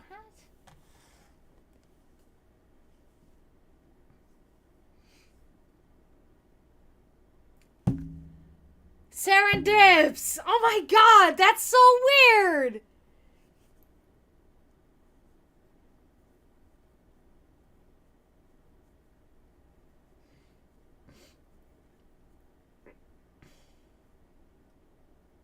Oh wow, this is so good. This is so good. You're very good, Serendips. Yeah, this is nice.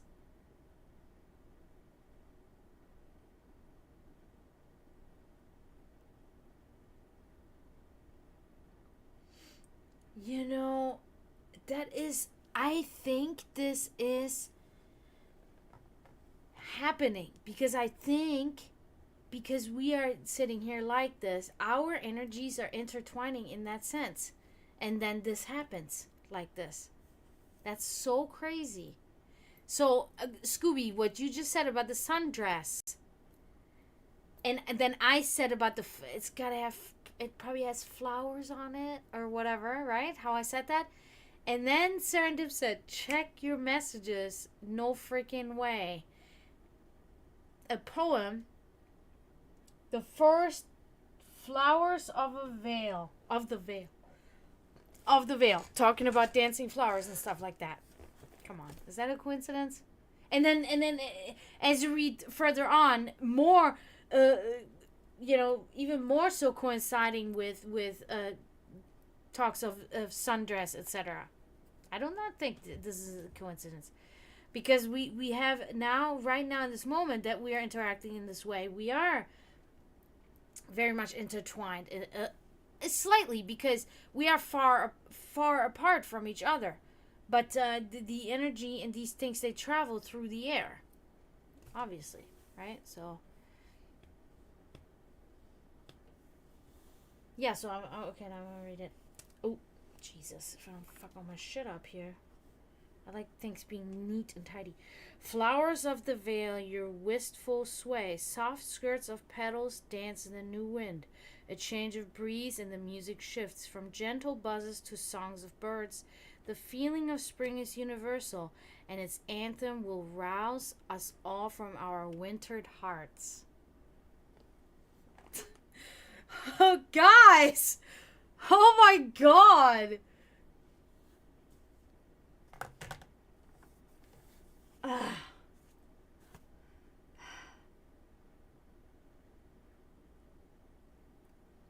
My weak and impressionable heart.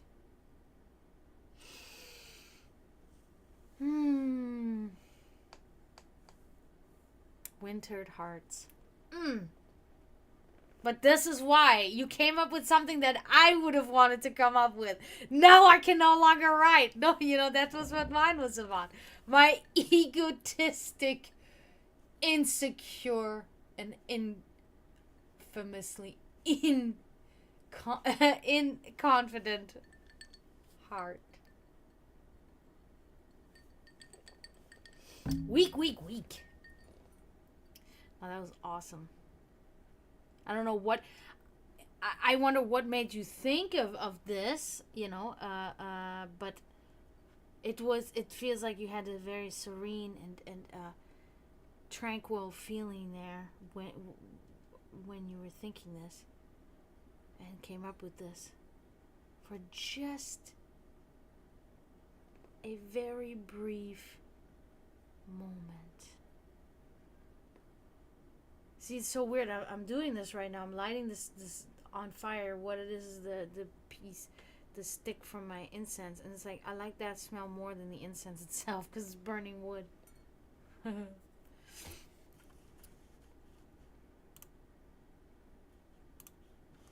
Yeah, so a lot of people very creative. I love that. I think that is definitely something that is never embraced enough. It was I think it was embraced back in the day. I'm talking about a couple hundred years ago. I think it was embraced, but I also think that a lot of people, such as we are now, were called heretic, or yeah, heretics, heretics. Um, and I think that because as we have evolved now in the few hundred years, it's kind of like letting up a little bit. That's why paganism, witchcraft, Satanism, all of these different things, like morbid and unorthodox poetry, as well as art, paintings or whatever it is. It's coming back more now. Music, lyrics and all of these things, extreme music. It's coming back more now because the tolerance level, maybe not even the tolerance level, but even so, rather the level of understanding has grown again, So I do think that now is a time where we can kind of thrive a lot more. Can we, make a living and live off of this art that we produce? It is questionable. I can say at this time I cannot. But, in the entirety,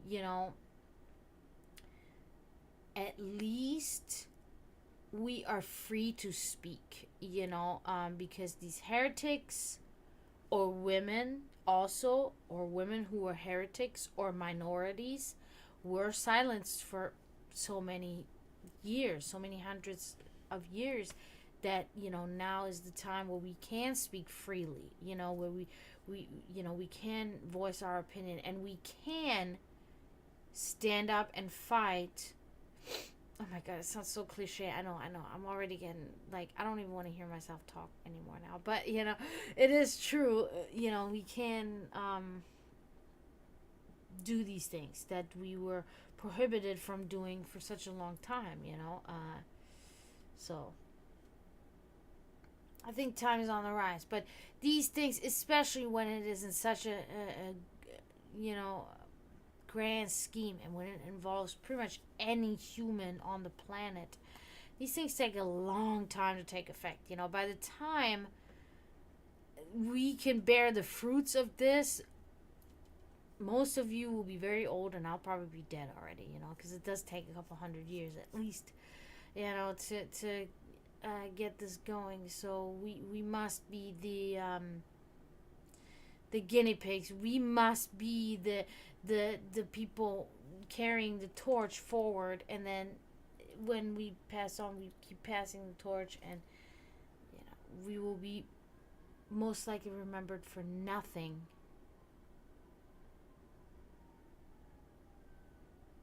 but at least things will come out of it in the end anyway, that we won't even see either.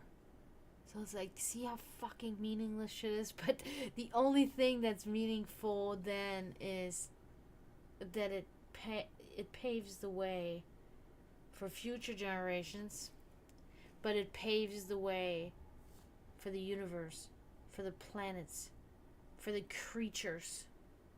That's what's important.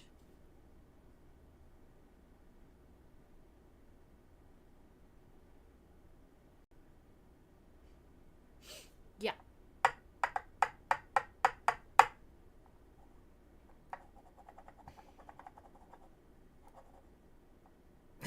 Yeah, same. Same.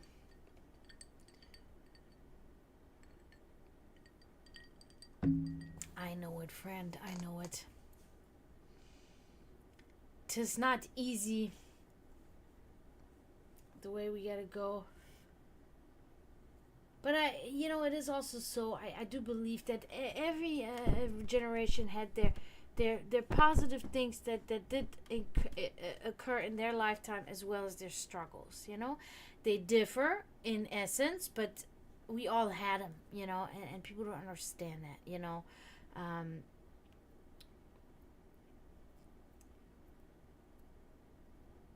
Also, a lot of people, the unhappiness of the past generations, the unhappiness that things have become, certain things that were difficult for the generation back then have become easier now for us as a generation, and them being so resentful of this fact is saddening, because they should embrace that. They should be happy, because I do know that my parents were very strong believers in trying to make things better for me and my brother than they had it when they were kids.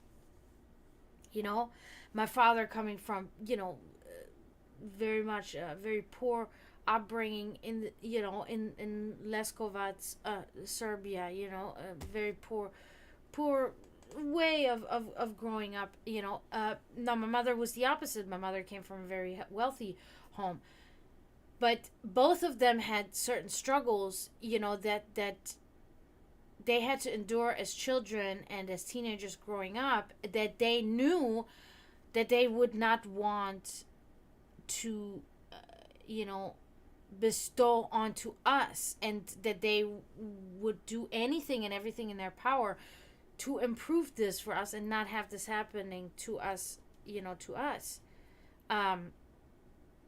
And I think that should be the mentality, because we should want to make it easier and we want to make it better for future generations, and not be angry that they have it easier now. I laugh at it. For instance, when I see that, like, we had already a lot of toys, at my, as a child. We had a lot of toys. But when I see, like, the toys that the kids have now, it's like, holy shit. It's like 10 times as much as we had. You know what I mean? And it's like, I'm just amazed by it. I'm not mad about. Why would I be mad about that? It's awesome. It's fucking great. They have a lot to choose from.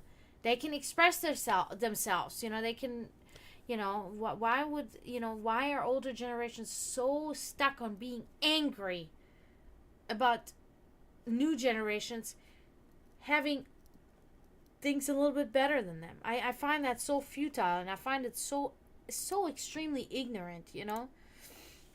That's just ignorant, dog.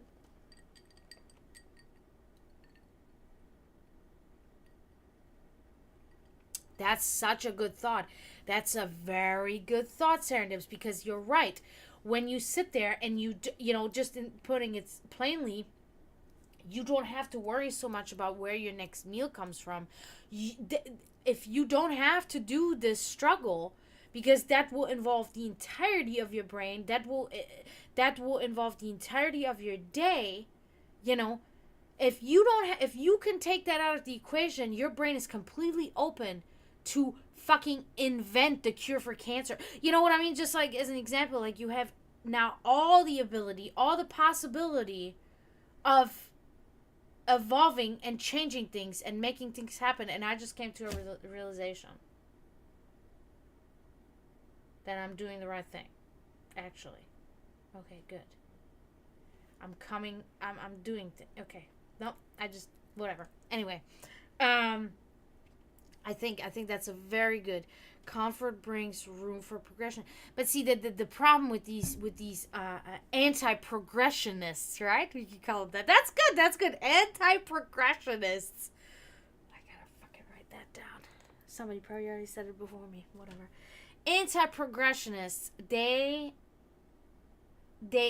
see it as a personal attack on themselves, and they're jealous. It's jealousy because they feel like they didn't have it as easy. But they do not understand that we now dwell with different struggles that their generation did not have to dwell in. It's like I said, it's the same, but it flip-flops. Over a couple hundred years will be this problem. Next couple hundred years, another problem. Next couple hundred years, the old problem will come back. Next couple hundred years, the old problem from the last time will come back, and it will keep going like this, right? Like this the whole time, I think. anti-progressionists. Love it. Oh, my neighbor, he's so gross. Like, any person would probably think that he's like really, one way, but he's not.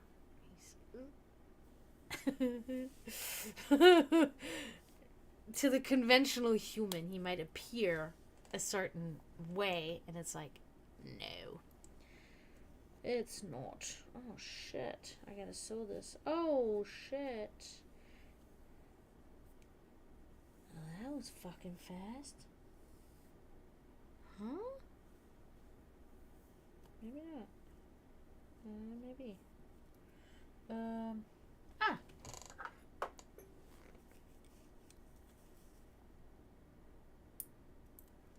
Nail clippers.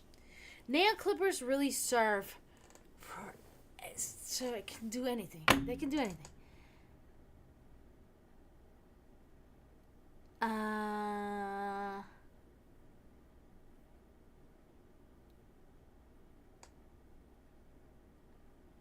No, hey, absolutely, Serendips. Totally.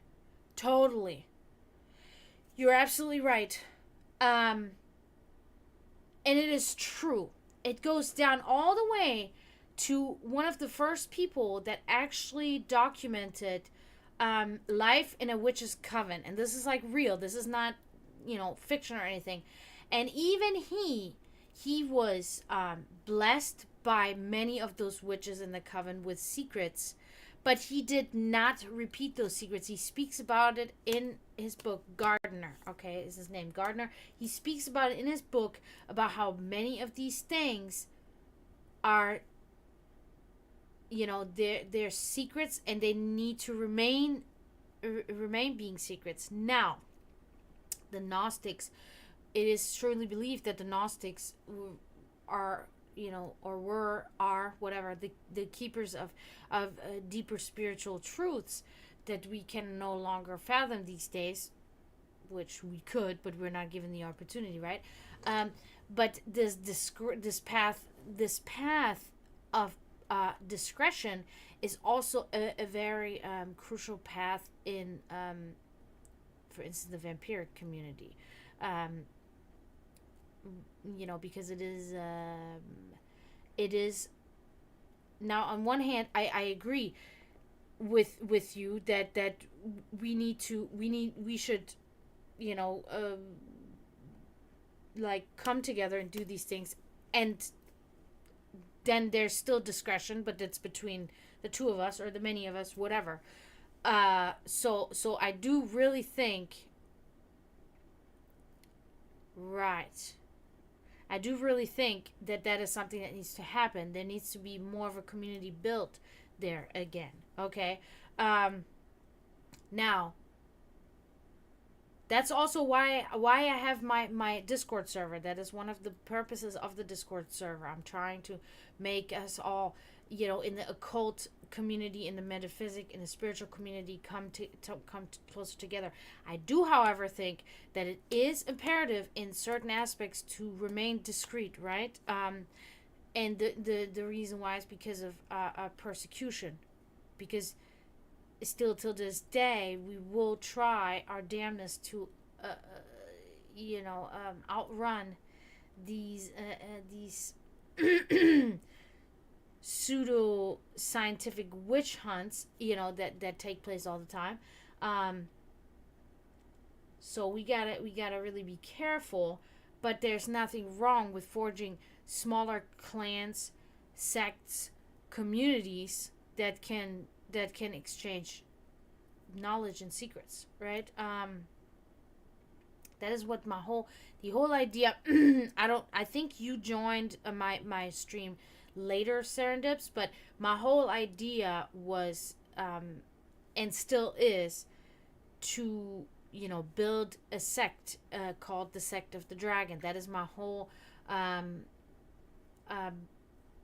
motive, in a sense, right? I am trying to form the sect, which is and will be based on educational and spiritual research, but underlined with ritualistic aspects as well, right? And those will be mainly functional and of importance because of a loyal bond between members in the sect, and some said so like a book club, and it's kind of like, yeah, in a sense it would be kind of a book club, but it would be a book club that is devoted to the research of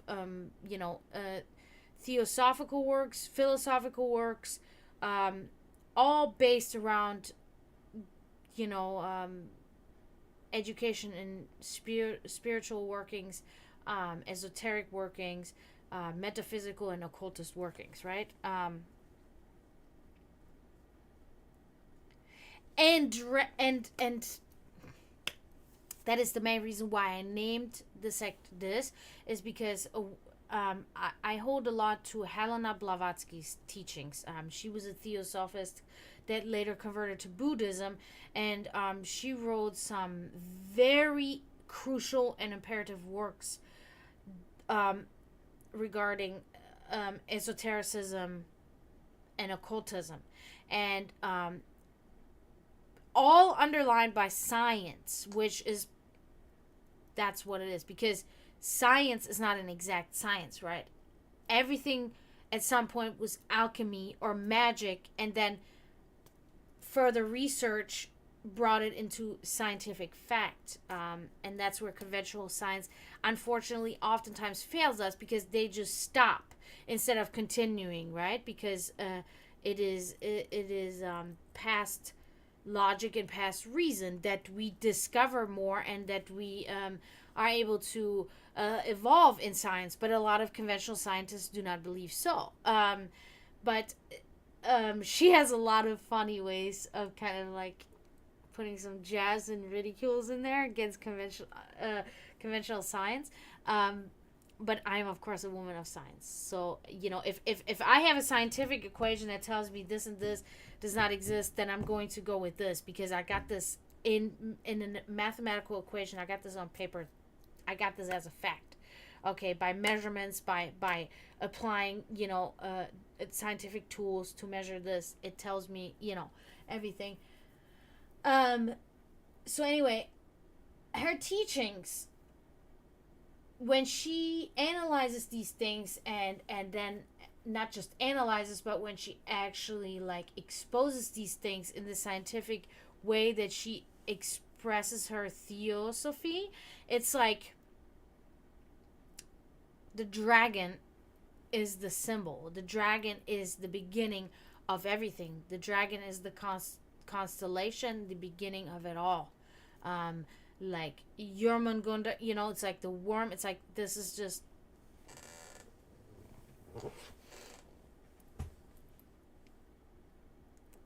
Okay, let's do it. Yeah, that's what. Okay, so that's what my Discord server, that I think you're in there now. You don't have to post it in Discord server, but you can post it.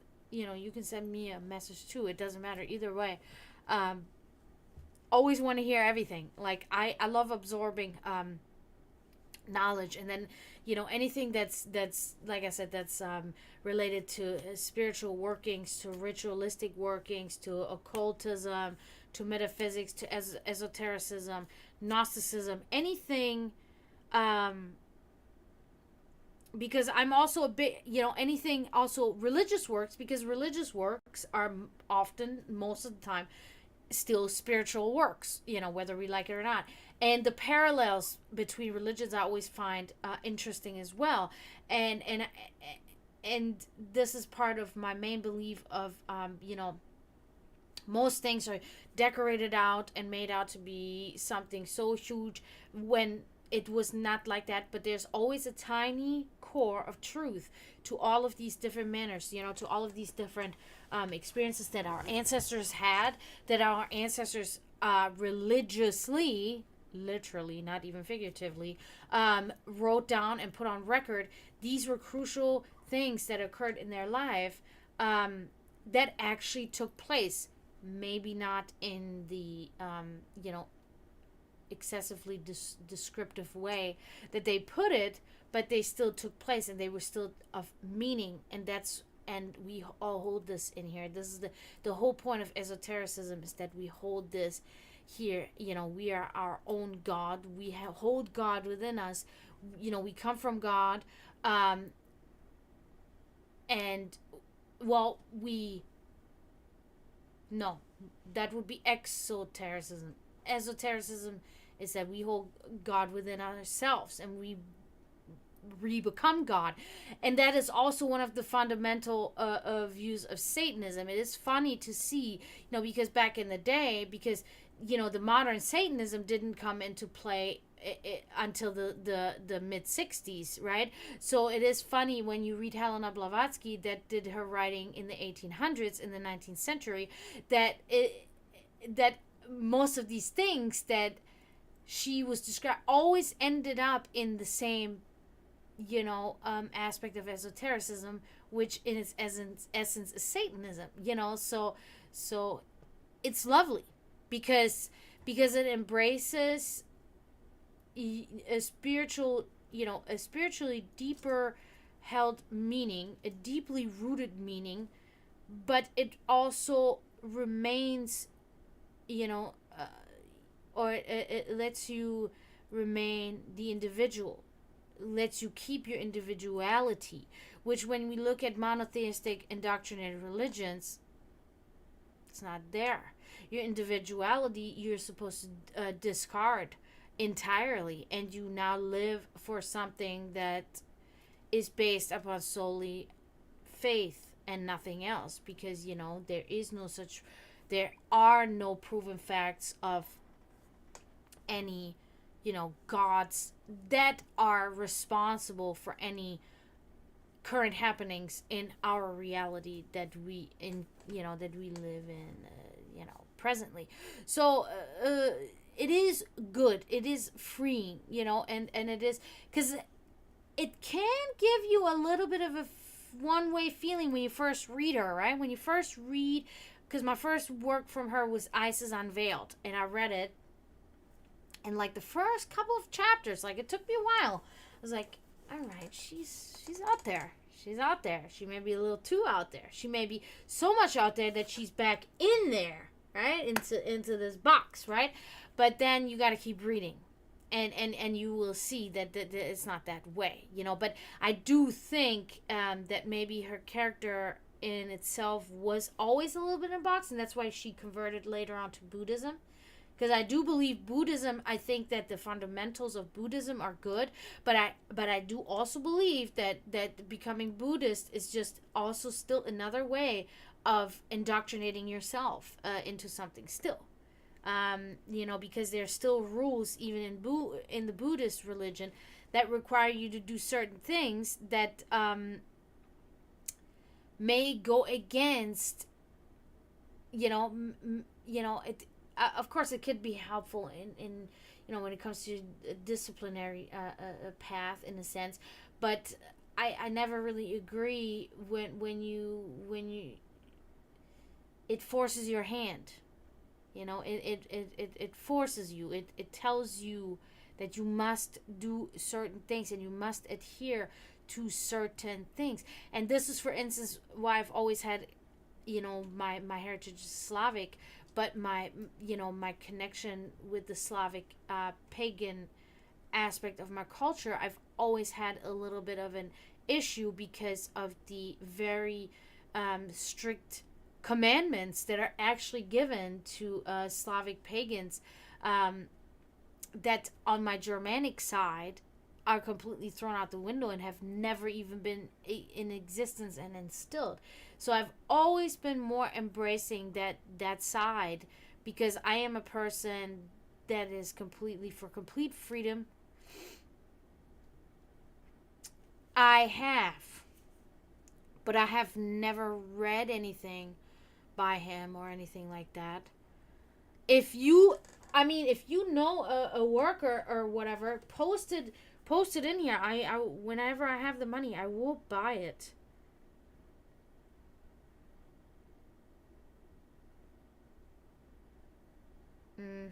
Hmm.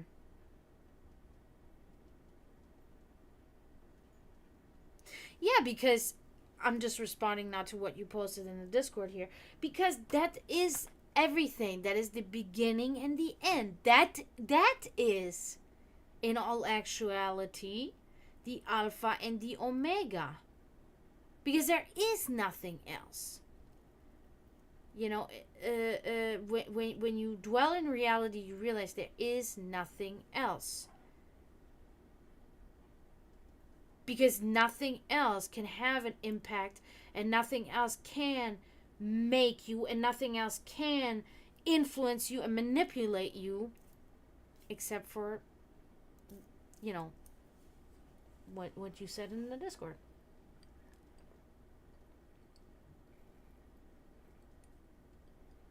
But yes, Serendips, please feel free to post any of his works or whatever that I should maybe check out. Even I have Amazon the Kindle thing. Maybe there's free books on there that I could read by him or whatever. That would be awesome. Um,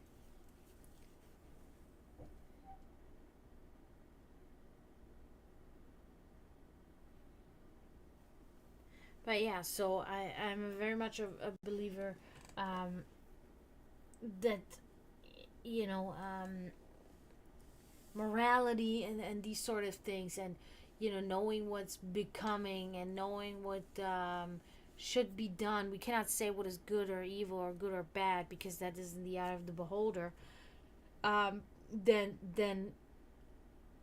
we must naturally have the instinct to act certain ways, and if we do not, then we have a psychological shortcoming, I truly believe. And I do not believe that it is in any way related to religion or a god or gods, unless the power that makes us our own god within ourselves. For we are none so like him as ourselves. I did the thing? Okay.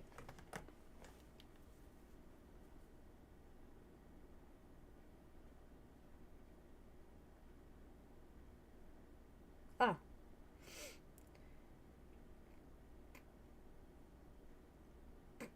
Oops. Ooh. Oh my god, it's I, I'm a squirrel, so my brain will just jump to something. Like, if I can connect something with something else, it will just happen, and then I feel so stupid because I'm seeing this as, what is God, and in my head, it jumps immediately to this fucking stupid song. What is love, baby? Don't hurt me. You know how fucking. Oh my god, this is great. Oh man, this is probably a longer video, isn't it? And I'm going to have to watch that. Yes, 13 minutes. I think I've okay, yeah.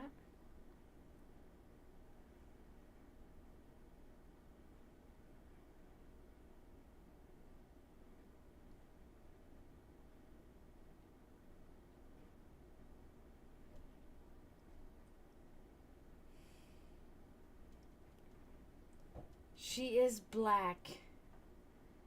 Oh my god, this is gonna be great.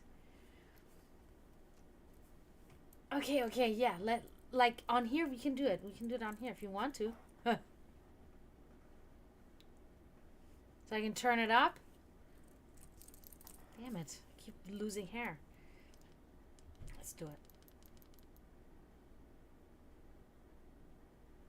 So I'm like 21 seconds in.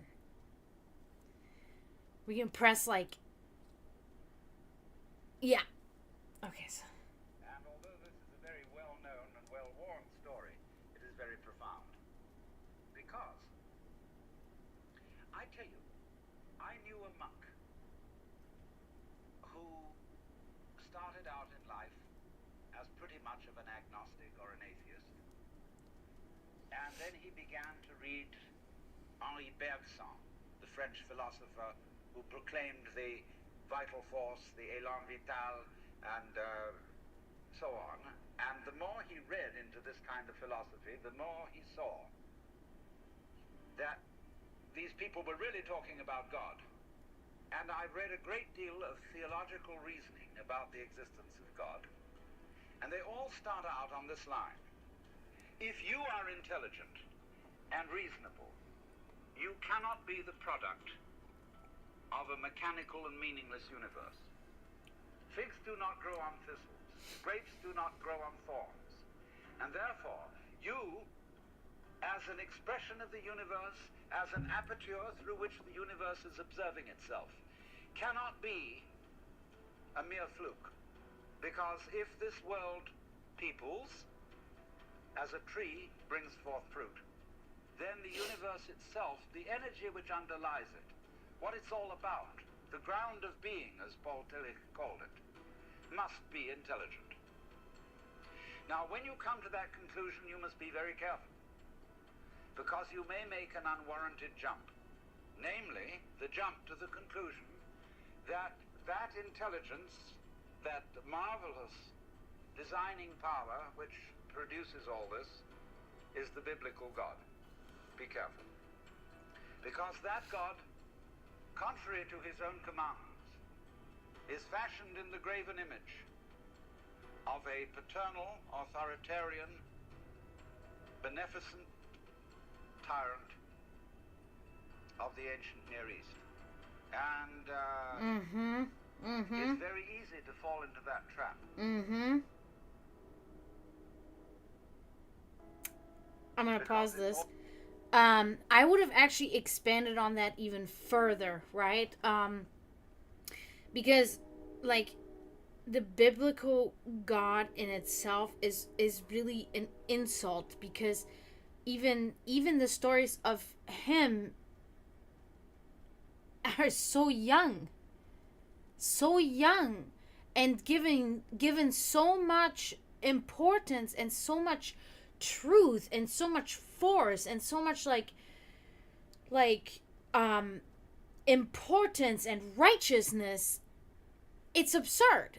It really is absurd, because it's kind of bizarre given the fact that you can find ancient writings of our ancestors, in the we can say even Germanic peoples, or you could say the Slavic peoples, or you can say even Egyptian or Sumerian writings that are thousands of years older, and that have been, that are of such rich significance, and,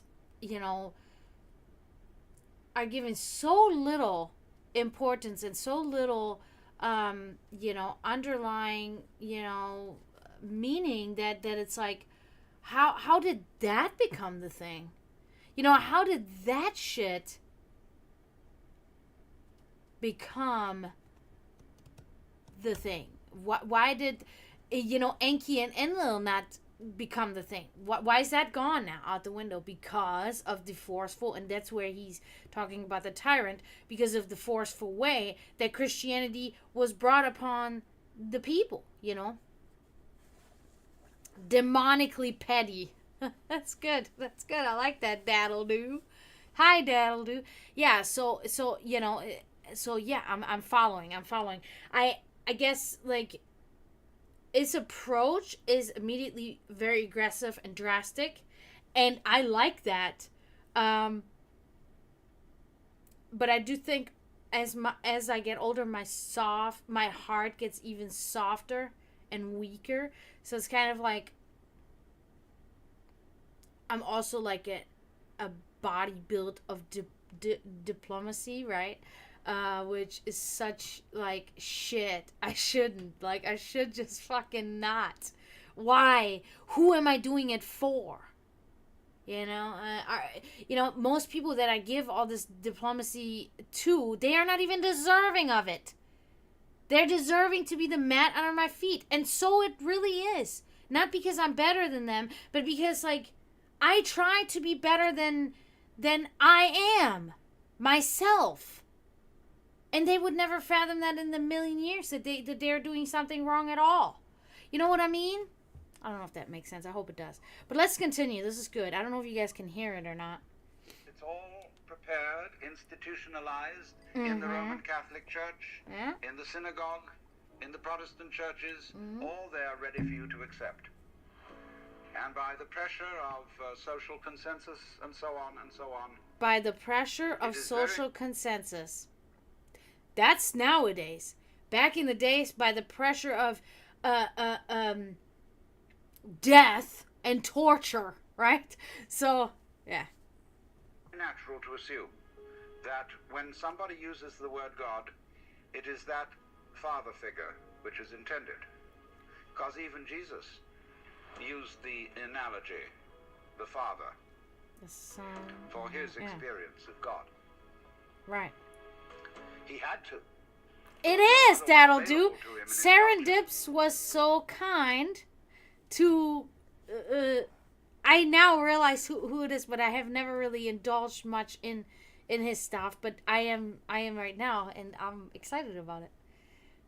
But nowadays, we are in rebellion against the image of the authoritarian father. But to reject the paternalistic image of God as an idol is not necessarily to be an atheist. Right. Although I have advocated something called atheism in the name of God. Mm-hmm. That is to say, an experience, a contact, a relationship with God, that is to say, with the ground of your being, that does not have to be embodied or expressed in any specific image. Now, theologians on the whole don't like that idea, because I find in my discourse with them that they want to be a little bit hard-nosed about the nature of God. They want to say that God has indeed a very specific nature. Ethical monotheism means that the governing power of this universe has some extremely definite opinions and rules to which our minds and acts must be conformed. And if you don't watch out, you'll go against the fundamental grain of the universe and be punished.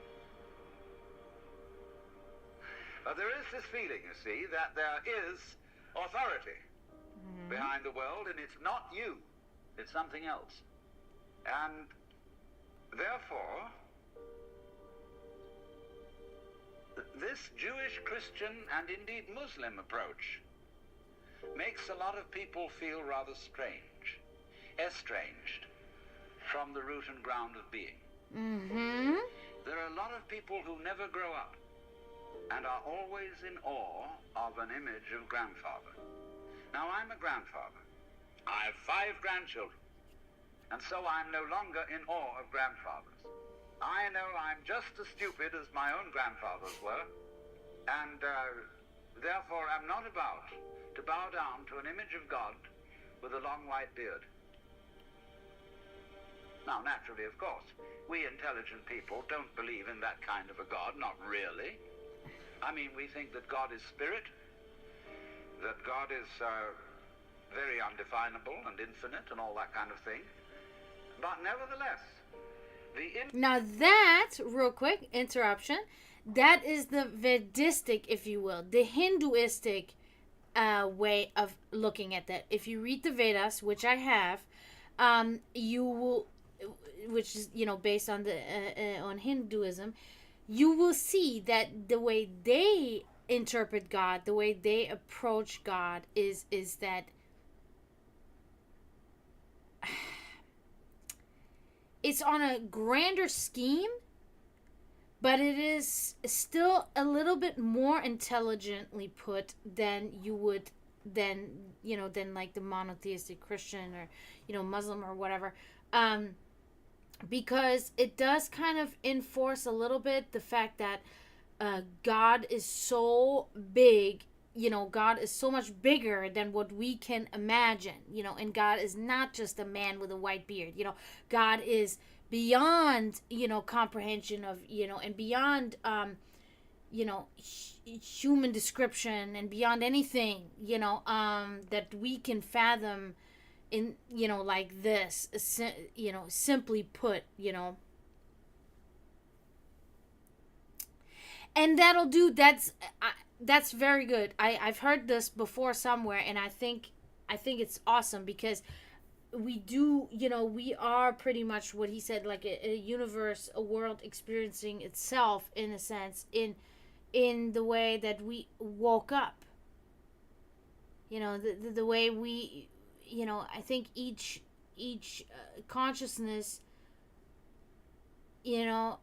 is forced into a place, and then awakes, and then upon awakening is experiencing whatever, their reality is, and for us all, it's what we're doing here. We're humans with arms and legs, and we look very weird compared to like other creatures. I feel like creatures running on 4 legs are way more natural looking than we humans standing upright on 2 legs with 2 arms hanging on. Like, I always think that humans, we're weird. We're very fucking weird creatures. We are not, what nature, I don't know. That's a whole nother, because I can fucking expand on that too, but let's continue this here. The images of God have a far more powerful effect upon our emotions than our ideas. And when people read the Bible and sing hymns, Ancient of Days, who sittest throned in glory, immortal, invisible, God only wise, in light inaccessible hid from our eyes. They still got that fellow up there with a beard on.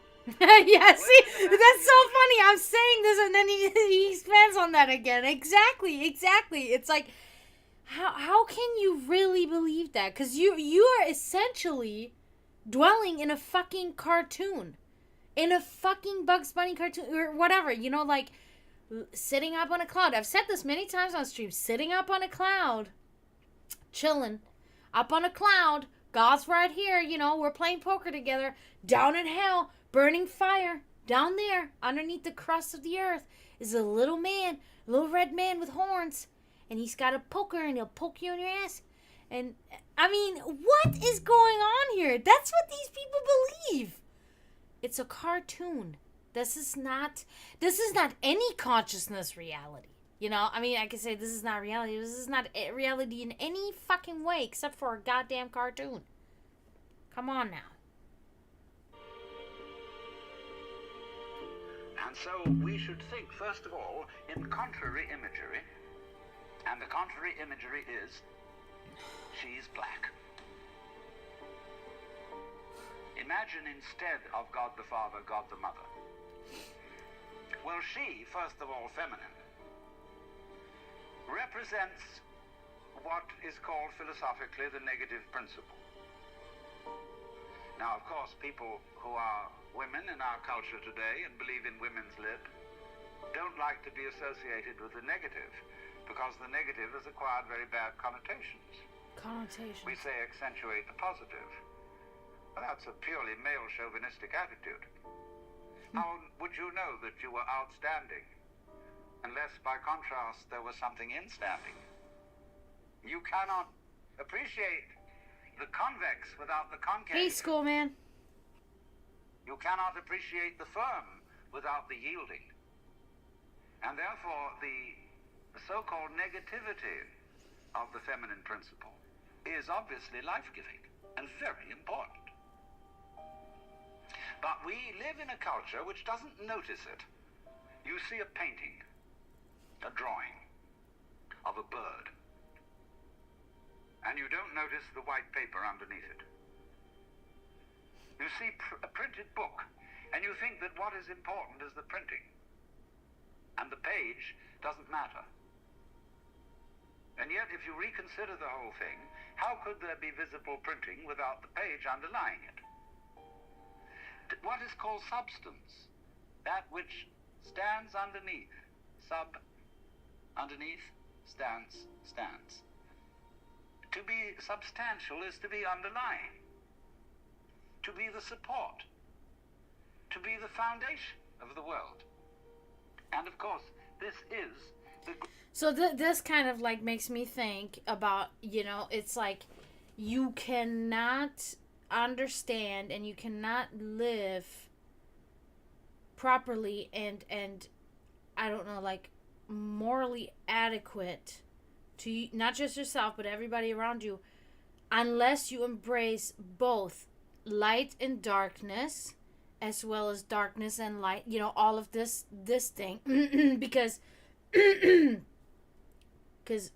is oftentimes now in the discussion about the male and the female. Of course, we're going through this a lot lately, especially we're going through people's want to be addressed with different pronouns because they identify as different genders, etc., etc. These are big things that are going on in the world. Ultimately, we know physically we have two genders, right? As humans, we have two genders, male and female. There's nothing, that's how we procreate. That's how it is. And it is to say that, the female, the female has not been given the same, rights as the male in the entirety of a civilized human existence, right? Which is true. We know that as a fact. We were prohibited from voting. We were prohibited from even education in school, etc. Many of these things. This is not some invention. This really was happening for thousands of years.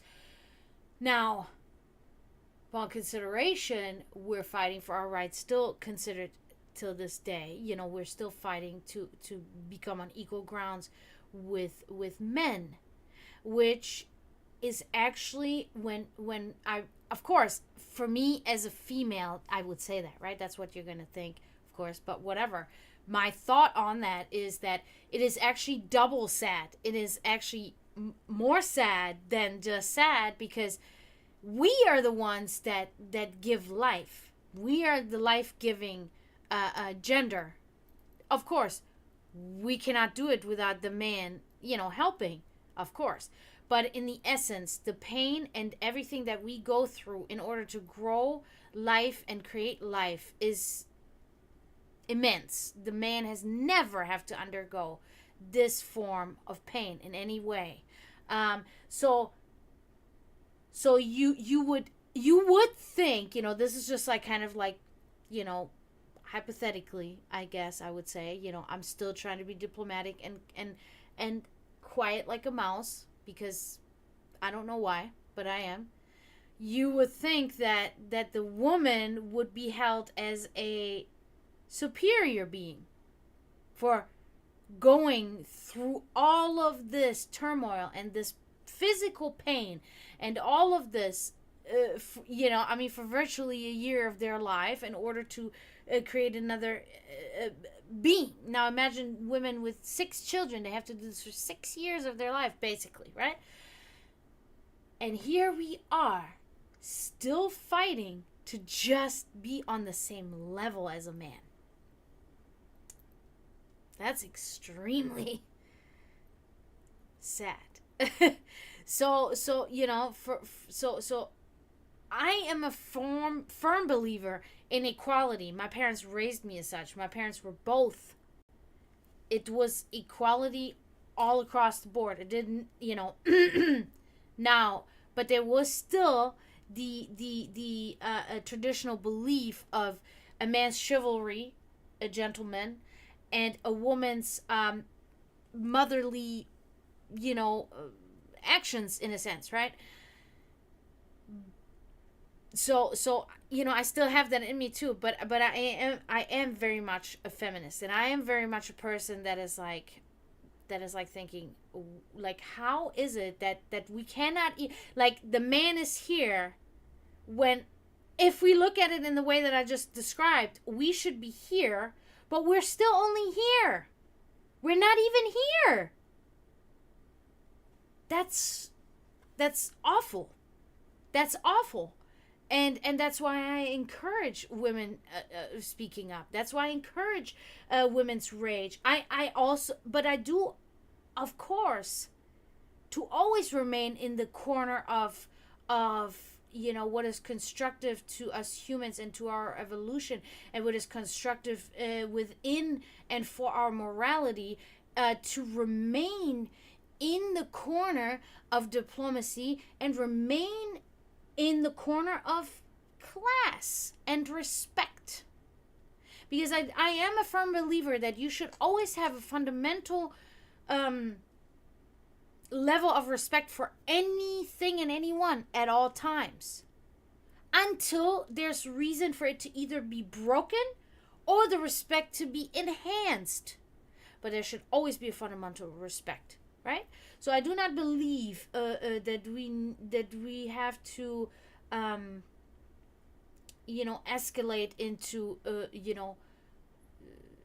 like aggression or disrespect in that sense. That I'm a very strong believer, but uproar is required, because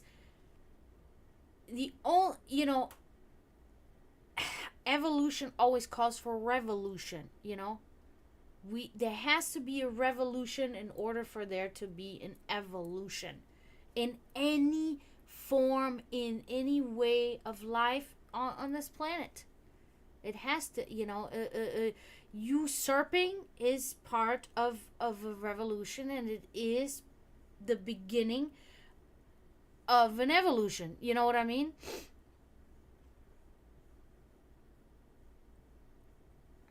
Living in the moment and taking everything in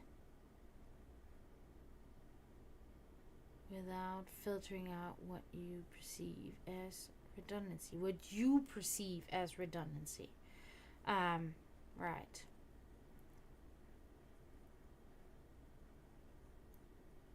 Yeah, living in the moment, of course, but we cross other humans daily on our path in everything that we do in our life. So the consideration has to always be there. I think that we as humans, any human that is conscious and that is aged enough to understand, we hold a responsibility. We hold the responsibility of a teacher for younger humans. We hold the responsibility of teaching these fundamental things that are being shunned away or tossed to the side or have been forgotten over so many years. We bear and we hold this responsibility, and I think it's a gift, and I think we can use it, and I think we're not using it enough, and I think that there's not put enough importance on this responsibility. Because many people are against the usurpation of the tyrant being anything oppressive, mainly indoctrinated monotheistic religions, because they're usually the pressure point, right? Or they're where everything comes from, pretty much. So it's like, God damn it, let us keep on keeping on with our thoughts and things.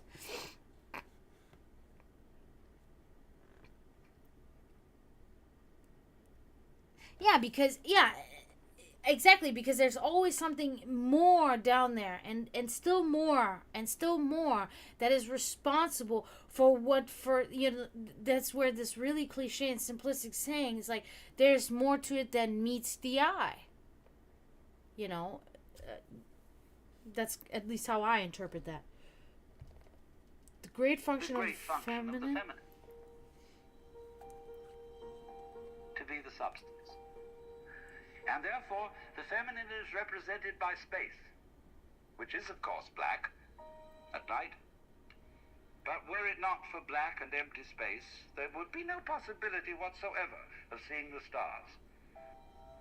Stars shine out of space, and astronomers, very high-powered astronomers, are beginning to realize that stars are a function of space.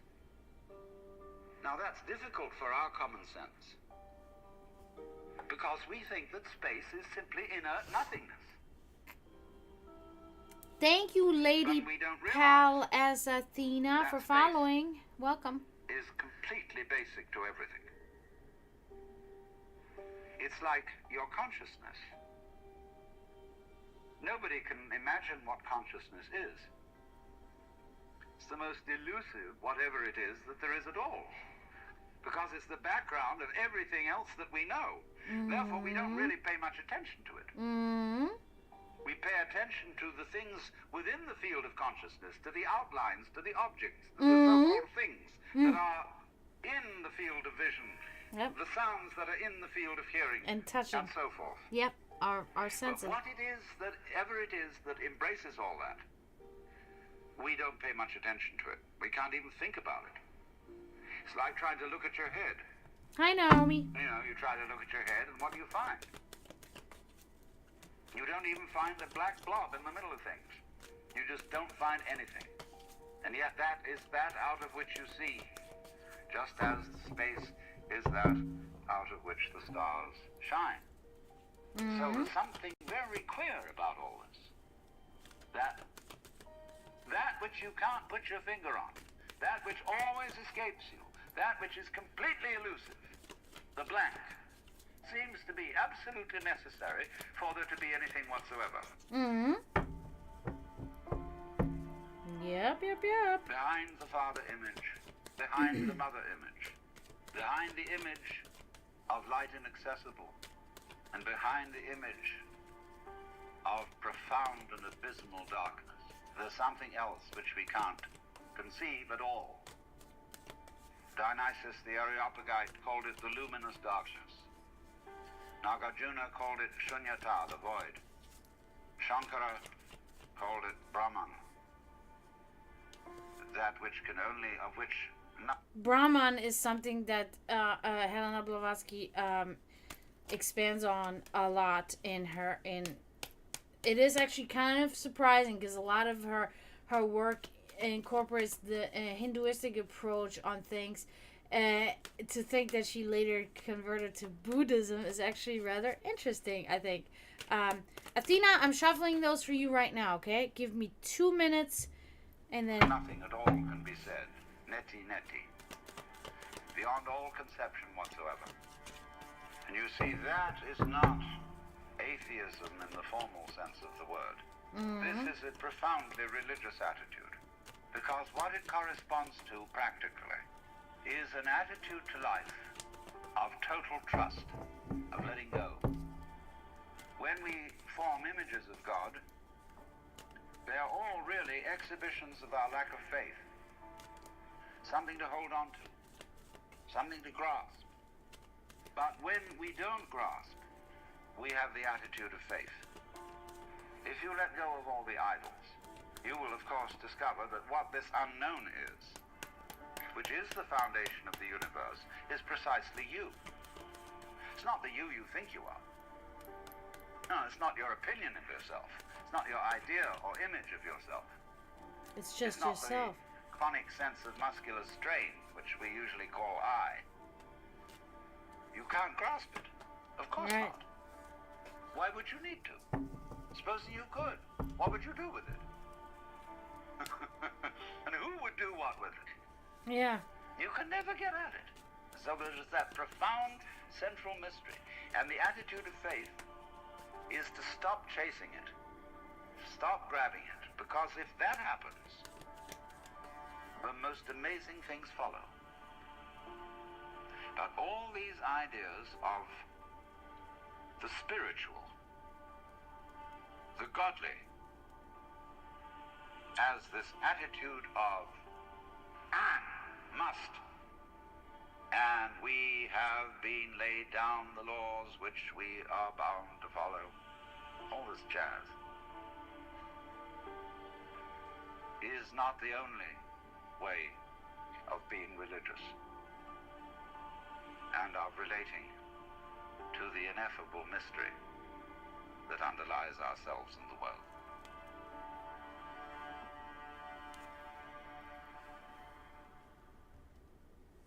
Now I do think, I do have my feelings here and there about, but yeah. You mentally scream. Just scream out loud. Don't just mentally scream. Just scream. I am encouraging you. No, okay, Athena, are you ready? Are you ready? Are you ready? We're doing it. We're doing it.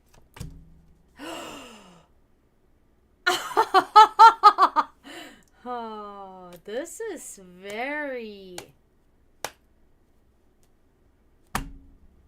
Well, wouldn't you know?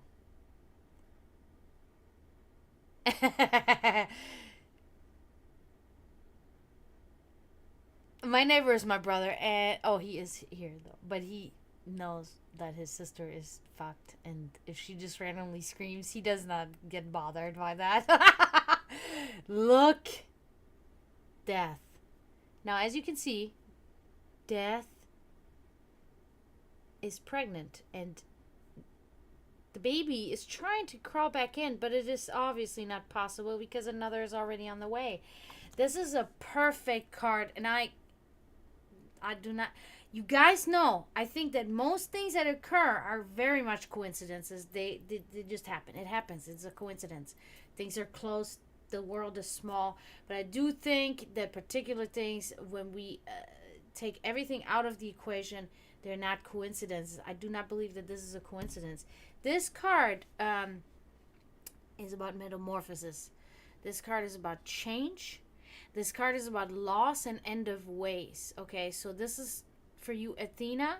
But I'm almost thinking that this is like an application to everything here now in its entirety that we're experiencing tonight. It's crazy. All thanks to you, Sandips, by the way. Really. Mostly, at least. So there's great change on the horizon for you in a constructive manner, in a good manner. Okay, you will stop doing certain things that no longer serve you in that way, and you will move on to great things, to great change, and you will be becoming, you will become something bigger, than you are now. So that concludes you, Athena.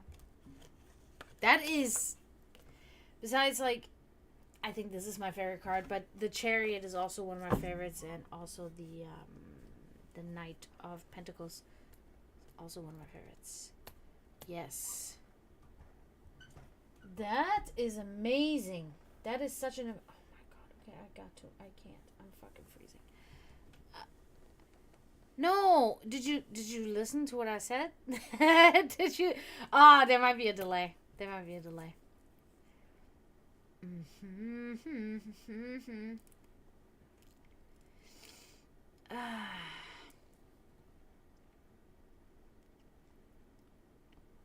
No, you didn't listen. You didn't listen entirely to what I was saying. You are changing. Things will change for you. It will be a metamorphosis. It will be good. It will definitely be good. You will evolve in something better. You will leave things behind that are not constructive for you, things that no longer serve you. It will be a loss, but it will also be an end of ways, which will be, yeah, that's a right on the money. Perfect way to put it. Yep.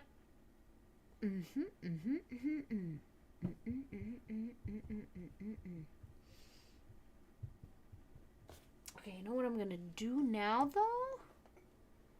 I'm definitely going to share this video onto my YouTube channel if I so can, but I don't think I can. It doesn't work like that. It's not Facebook. I don't use Facebook anymore. I have pages, but I don't use them. I am no longer part of the Facebook frenzy, I guess. But yeah, guys, I've been here for 3 hours now, and this was one of the best streams I've ever had when it comes to content and context of, what's going on here. So I'm betrothed, right? Thank you, Serendips. Really amazing stuff you brought here tonight, to be discussed and to be involved and everything. It was awesome. And yeah, you're on the Discord. You got the Discord, so anytime, like, I read that stuff anytime. In the middle of the night, I can wake up to go pee, and I see it. You know what I mean? So please feel free to post anything of this, and let's keep conversations going.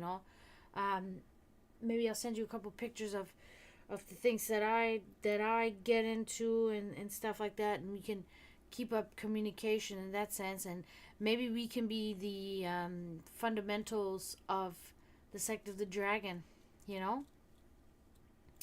Always try to do this. Not many are really deeply interested, so it's difficult, but to meet somebody that's kind of on the same wavelength, that means a lot. If we can keep that going, that'd be awesome.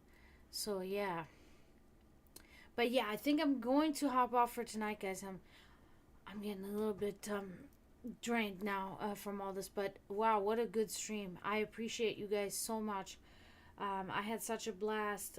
Thank you, Serendips, of course. Thank you, Dark Narrow, for following. Thank you, Lady Pal as Athena, for following. I think that's what it means. OMG? What's that?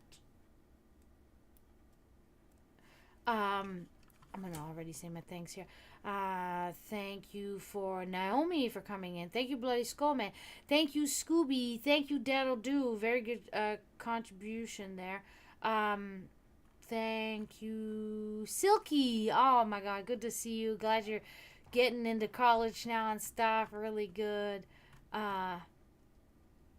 Thank you, Kelly. Thank you, Kelly, for coming.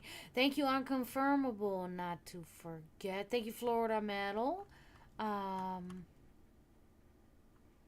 I think I covered everybody.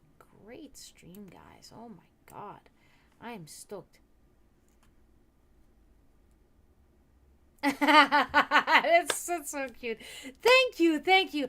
No, it'll be good. It is about, it's not just about sharing the same interest, but it's also about, like, how much interest do we really have in these topics, that we, are we on the same level there, and if one feels a little bit down for a while, it's okay, but as long as we keep going back to it, so so thank you so much for joining my server and being so talkative and telling me all these things and showing me this video. I've never seen this video, and it's awesome. I then realized who was Alan Watts. Sometimes, like, names escape me, but and I've seen a couple of his videos before, but it's been a long time ago, so it was very refreshing to be reminded of his teachings, because they're very crucial and imperative and important, and I think they are extremely valuable and should be very much considered. So I do want to thank you guys so much. I'm going to be back tomorrow for sure. Not sure what time, but I appreciate you guys so much. And remember my two closing sentences that I say now at the end. I added one. The added one is help the cause and stop reproducing. And as always, do not forget to mourn those in spiritual turmoil. And until tomorrow, I say tschüss, zdravo, and bye.